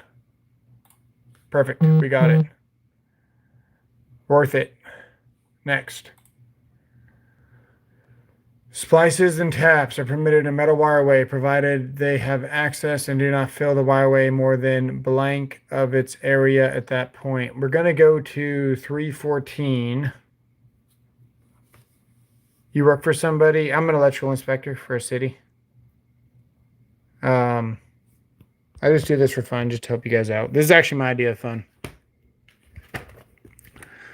Okay, splices and taps. Wireway is going to be 314. So we're going to go to 314. I worked for somebody for a long time. I worked for the same company for 10 years. 314 outlet boxes here. But let's just jump over here to where we start sizing them. Right here. And this is the splice taps and devices. So we want to kind of hone in on this area here. I wish you can type the questions so we can all look it up. Yeah, man. I can share my screen and I can do the single screen thing, dude, but it is so hard to switch. And there's a gap of me having to move my mouse and then share the screen and then not share the screen. And it's you think that we're taking a long time to get through 23 questions? Just imagine trying to just click through the crap. It's way easier to do this periodically. And I'll try to show it up more. But what we're looking for is splices and taps are permitted in a metal wireway, provided they're accessible and do not fill the wireway more than blank of its area. So we're going to look for metal wireway, which would be a gutter. So I don't know if they use the word gutter in the box, but they definitely use the word wireway. So usually before we get to the actual calculations, we have the rules for the calculations, which is right here. So we've got some rules, and we're looking for gutters here, wiring space. It's going to be in here somewhere. We just got to find it. There's metal boxes, volume calculations, other boxes. Let's go back one more.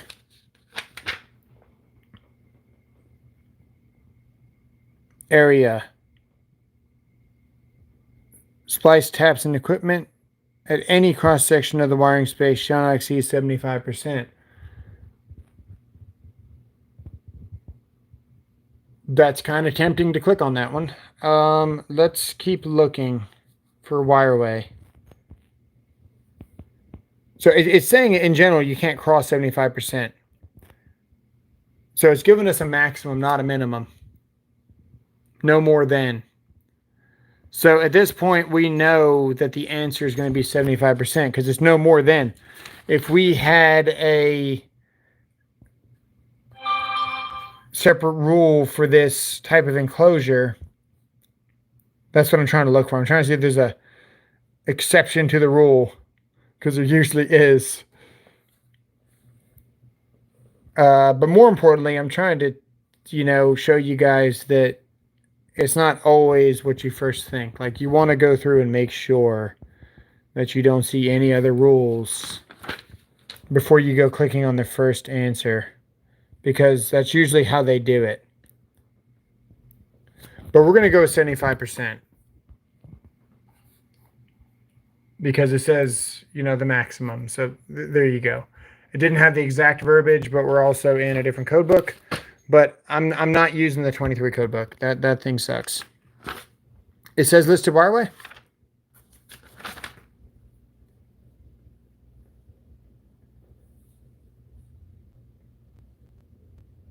Splices, taps, cross-sectional wiring space, 75%. Wiring space, taps, equipment. I did not see a listed wireway. Wiring space. Yeah. Okay, next. Okay. That's okay. We're looking in the wrong spot. So we went to 314 for box fill. We can actually go to 376.56, which is something. Let's see what that is. 376.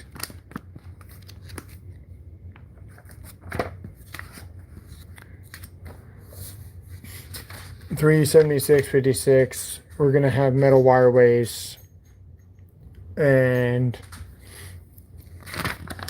it's gonna give us on how to calculate it right there. There we go. Up there, 75%.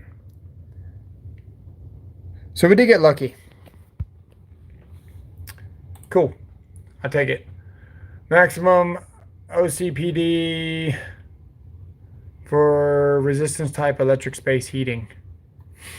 Now, we can go to appliances probably, but there's also space heating equipment right next to that. So we're just going to go to space heating equipment, which is like 225-ish. You could probably look up space heating, but we're just in the effort of time going to go to, it's not 225, it's 425, sorry.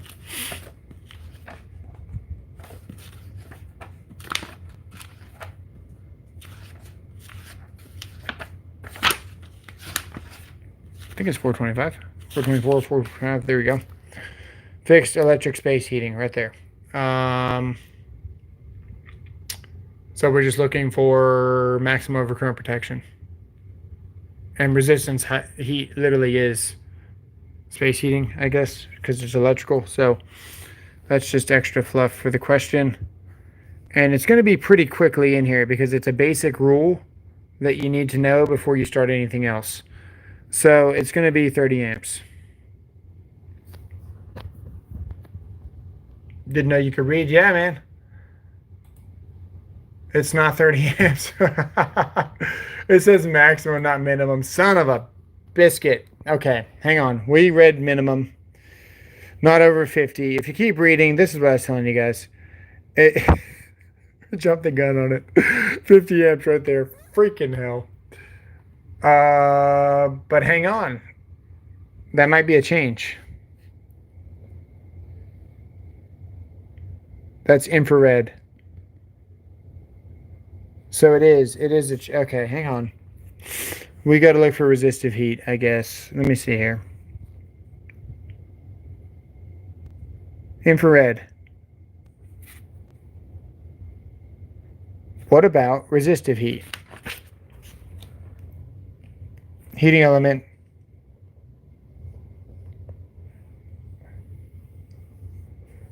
Well, they got me on this one. Resistance elements. 60. Deeper in the book in overcurrent protection. So overcurrent protection,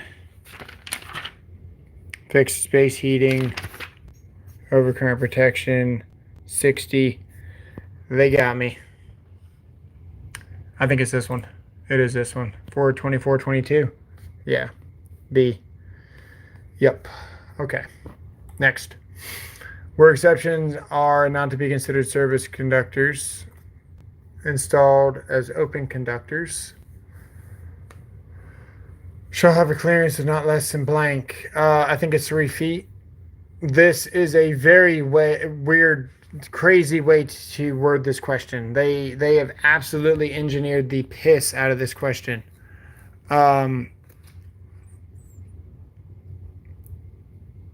Okay, so they're not service conductors, but they are open conductors. So it's open conductors by windows. So we're going to go to overhead conductors, which is, well, 230 is services, right?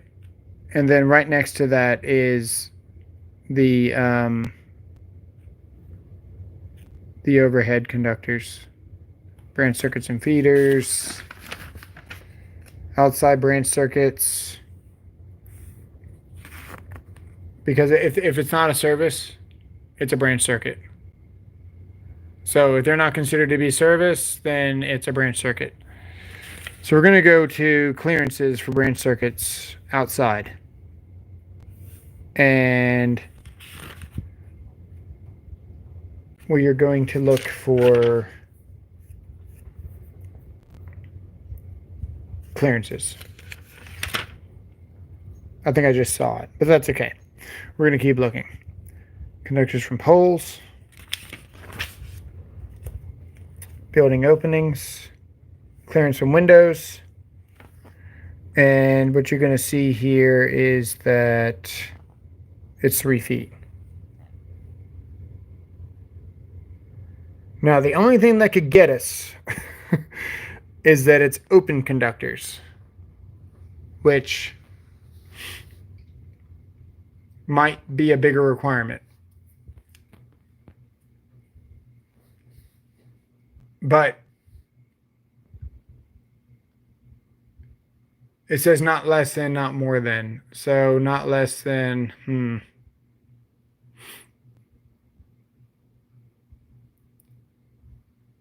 I don't know. Man, there's got to be something for open conductors, right? I'm going with 3 feet. Clearances from overhead conductors. That's not it. I'm going to go with 3 feet. We're going with 3 feet.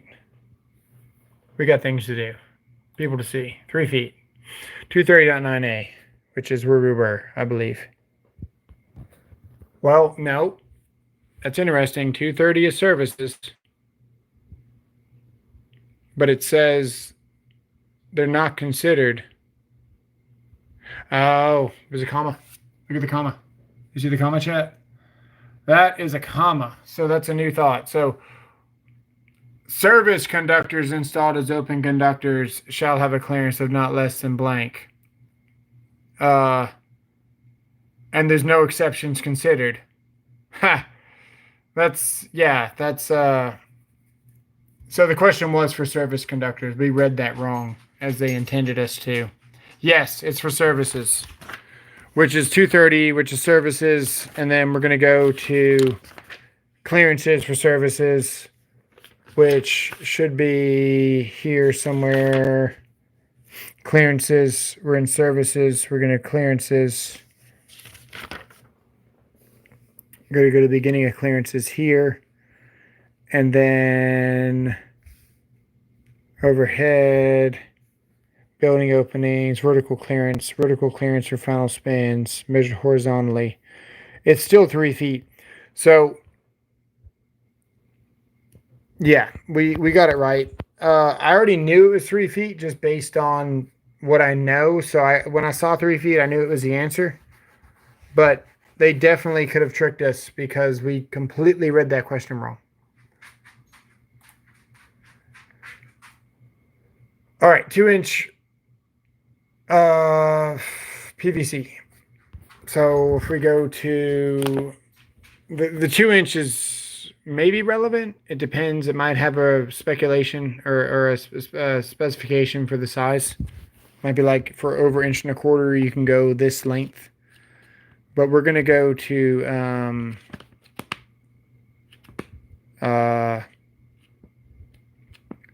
3 something here. 330, something like that. 338. That's 314.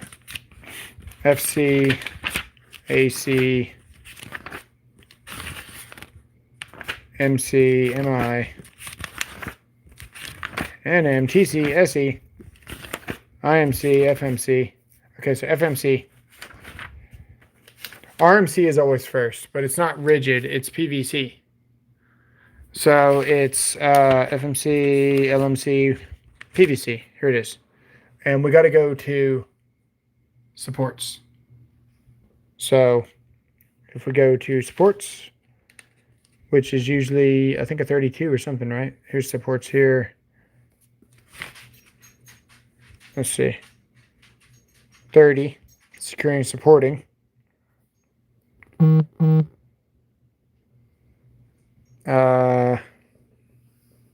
Securely fastened. Supports. Supports. Okay, so shall be supported as required in 352.30. So now we're going to go to 352.30, which is where the hell we were. PVC shall be installed as a complete system providing 300.18. I don't like that. It's bouncing me all around. That's 3 feet of each outlet junction box, but that's not. Horizontal runs. 352.30, 3 feet. So there's a table. This is the table. And yeah, it's got a deal here. So 1.25 inches through 2 inch is for 5 feet. Okay. So it should be 5 feet based on that table. Based on all that gibberish that it ran me through. Took me to this table. 1.25 inches through 2 inch, and then it's 5 feet. And this is literally how the test is.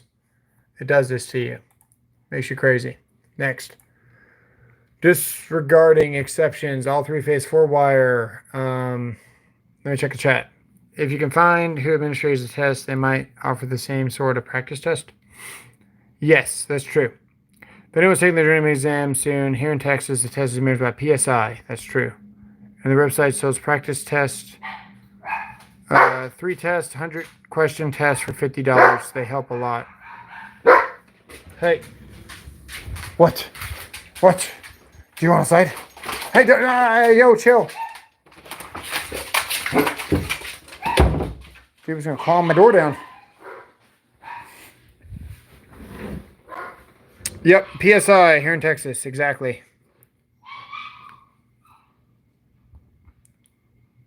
That's what I took. Copper versus door. Yeah, the door will lose that. All right, 4-wire, 480-237 volt services require ground fault protection for each service. We already know that it's going to be 1,000 amps, but I want to show you where it is, which there's a couple of places we can look. We can look in services. We can also look in feeders. So for this one, we're looking at services. So we're going to go to 230 here. And what we're going to see, it's like 92 or something, I think, off the top of my head. But I want to show you how to find it. GFPE protection right there. And 1,000 amps right there. Because it's more than 150 volts to ground, but not exceeding 1,000 amps. So, sorry, for 1,000 amps or more. So 120 volts to ground would be 120, 240, because 240 would be line to line. and then hot to neutral would be 120. So when you got 277, that would be 277 to ground. To the neutral, to the ground would be 277. So this is your answer here, and it's 230.95, and it has to do with services. Next. The dog is tired of this test, probably. Wife is here. 1,000. We got it right. Next. Branch circuit conductors, one or more motors, shall have a capacity of at least blank of the FLC. Of the highest rated motor in the group, 100% of the FLC load, and the other motors in the group. Damn. Can't remember this. I feel like it's 80. We're going to go to the next question, then we're going to get out of here at 30. So if we go here to branch circuit conductors, but it also talks about motors. So let's go to 430 in motors. And motors is so crazy, man, because it'll jump you around, all around, when you're trying to do calculations. There's so many different steps that you can do. And if you're not good at motors and you haven't touched them in a long time, it's worth taking a separate class for. Because there's so many different steps that you got to do. I'm going to see if I can find this just by skimming through it. But I don't feel like I'm going to find it.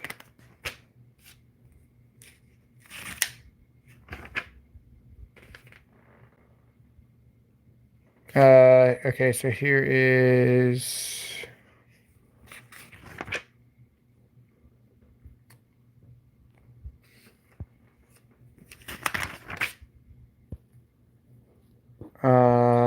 see here, is it here?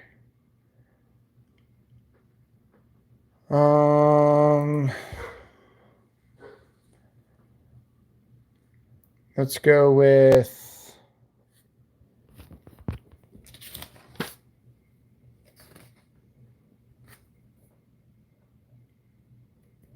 ampere rating.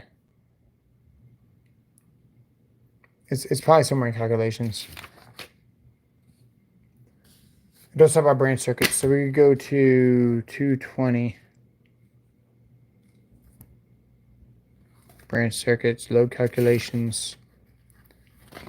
And we can look at motors pretty quick. General loads. Determining existing loads.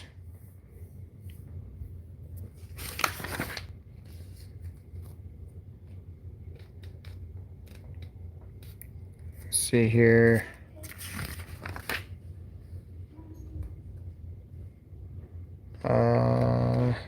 Nope.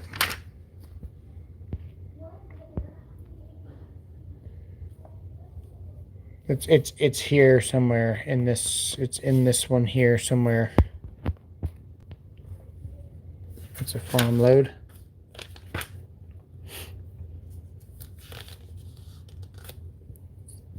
%, isn't it? No, it's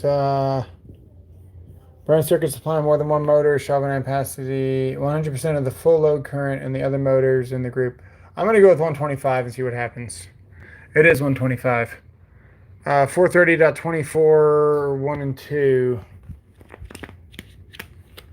Cool, we got it right. I don't know. Next. According to the NEC, what are the 3 mandatory separate branch circuits of a hospital? So you got life safety, critical, and equipment would be what it is. But if we looked it up, it would be 517. We got 517. We've got requirements for essential. Got life safety there. We've got, we know we got critical because we had the receptacles. And then you've got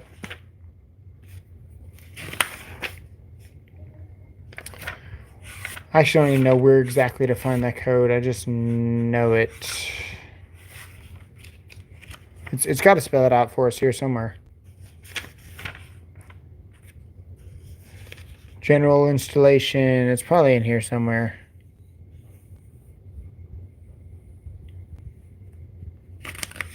General.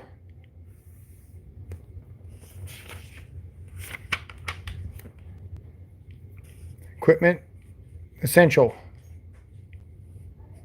So we got equipment, life, critical.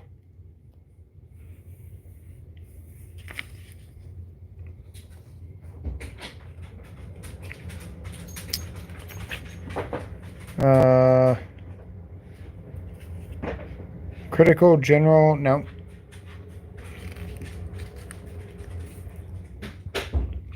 Let's find it for you guys so you know where to look for the test.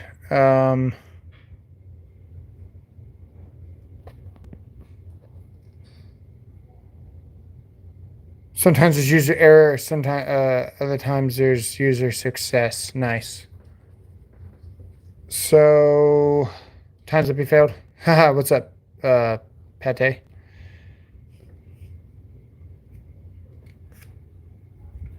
Or Pate. That's stupid. Pate. Pate. What the hell's wrong with me? It's just this one. It's this one. Whatever. 51731. Let's see here. 51731.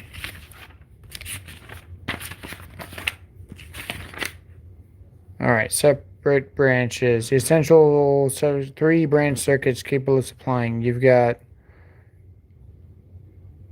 life safety, critical, and equipment. There it is right there. That's where you find that question.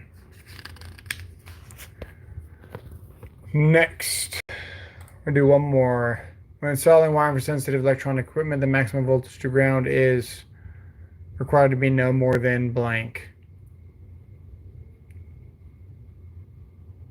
That is not how I wanted to finish this. If it's sensitive electronic equipment, it's got to be 120 because you got to plug it in. Sensitive electronic equipment. We can look in this stupid back of the book for electronic equipment. So it's probably in equipment under electronic.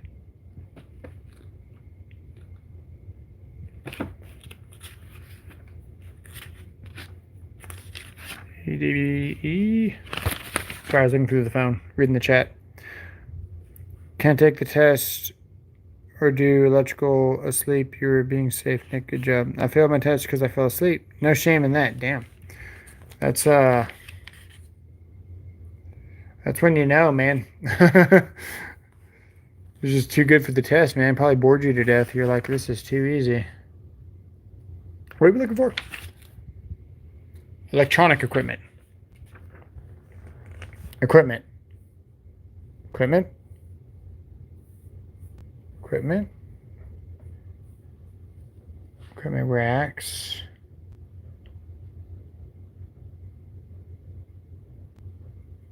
I'm gonna look for electronic now. That didn't seem to help. Electronic power. Electronic.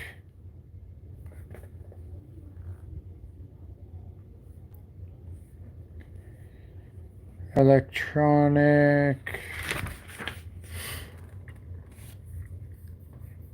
I'm just gonna go with 120. We're gonna go with 120 and see what happens when you guess. You get it wrong. Perfect. What is it, 60?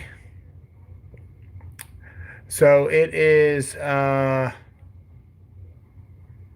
it's in that code that we started with the same one we ended with, 647 under, it was under this one here. Electronic computer processing in the,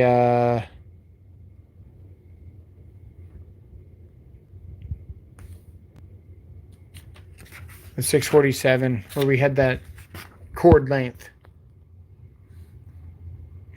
Tests get harder. Well, there's only so many things you know about electrical. What size number 14 conductor is protected by 15 amp. Inverse time circuit breaker supplies 3 20 amp rated duplex receptacles in this branch circuit. For size 14. Oh, okay. We're going to do this one, and then we're going to go. So you find this question, if we go to branch circuits here, because it says branch circuits, I'm guessing, yeah, branch circuit. There's a little table in this book that is really useful. Right here. Somewhere. Right. Branch circuit. It's, where is it here? Yeah, right here. So, we got cord and plug, and you've got circuit rating amperes, which is 15 or 20. And if the circuit is a 15 amp circuit, you can put it on a 15 amp receptacle. Sorry, said that backwards. If the receptacle is 15 amps, you can put it on a 15 or 20 amp breaker. There. If the receptacle is rated for 20 amps, you can only put it on a 20 amp breaker. I appreciate it, Alex. So what it's saying here, would be in compliance if the circuit breaker is rated 20 amps. It's going to mess me up here. Receptacle rating is 15 amps. You can put it on a 15 or 20 amp breaker. So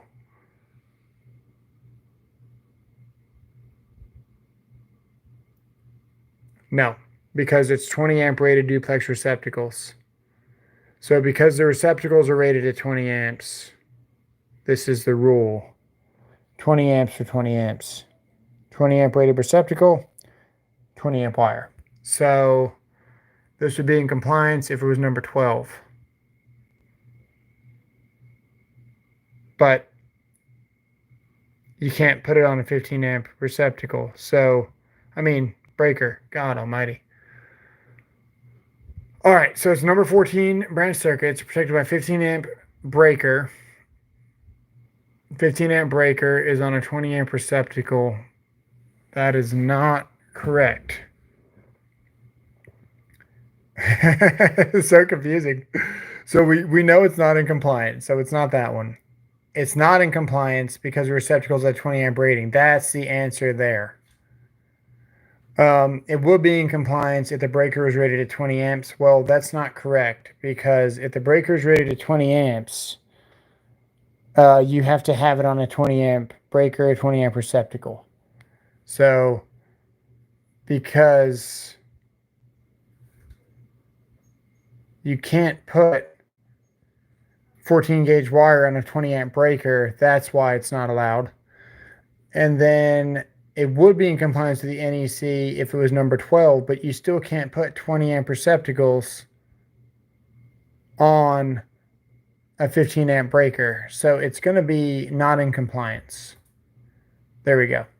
And it's going to take us here, 210.24, which is, sorry, 210.21, which is where we are right there. And that's how you do that. These things are designed to trick you and have their wording all crazy. And if I can understand it and not confuse myself and get the question right, I know you guys can. So, yeah, that's that. And in case you guys don't know, I've got a learning disability with the way that I interpret information, and it's all documented. And how I read things and how I perceive it. So I've got to read it in my own way to understand it. If you're in use, you can put a 15 amp receptacle on 20 amp breaker and wire. Yes. Yeah, got an electrical license. So, yeah, you just got to take your time, not too much time, But you got to take your time and just weed out all the options and make sure it makes sense to you. But yeah, there you go. If you're in use, you can put 15 amps, put a 15 amp receptacle on a 20 amp breaker and wire. Yes, because that is a 15 amp receptacle, and that is 20 amp breaker or wire right there. Exactly, Michael.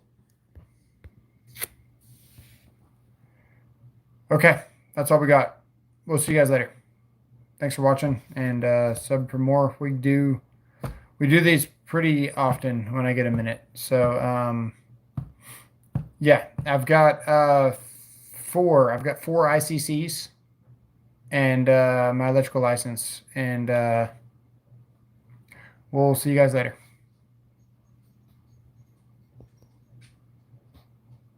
What NEC are you reading? This was the 2020. We're doing a 23 test, but this book is like so light that it's like really hard to read. Like look at the difference there. So we're taking it with a 20, which yeah. All right, right here, guys. See you later.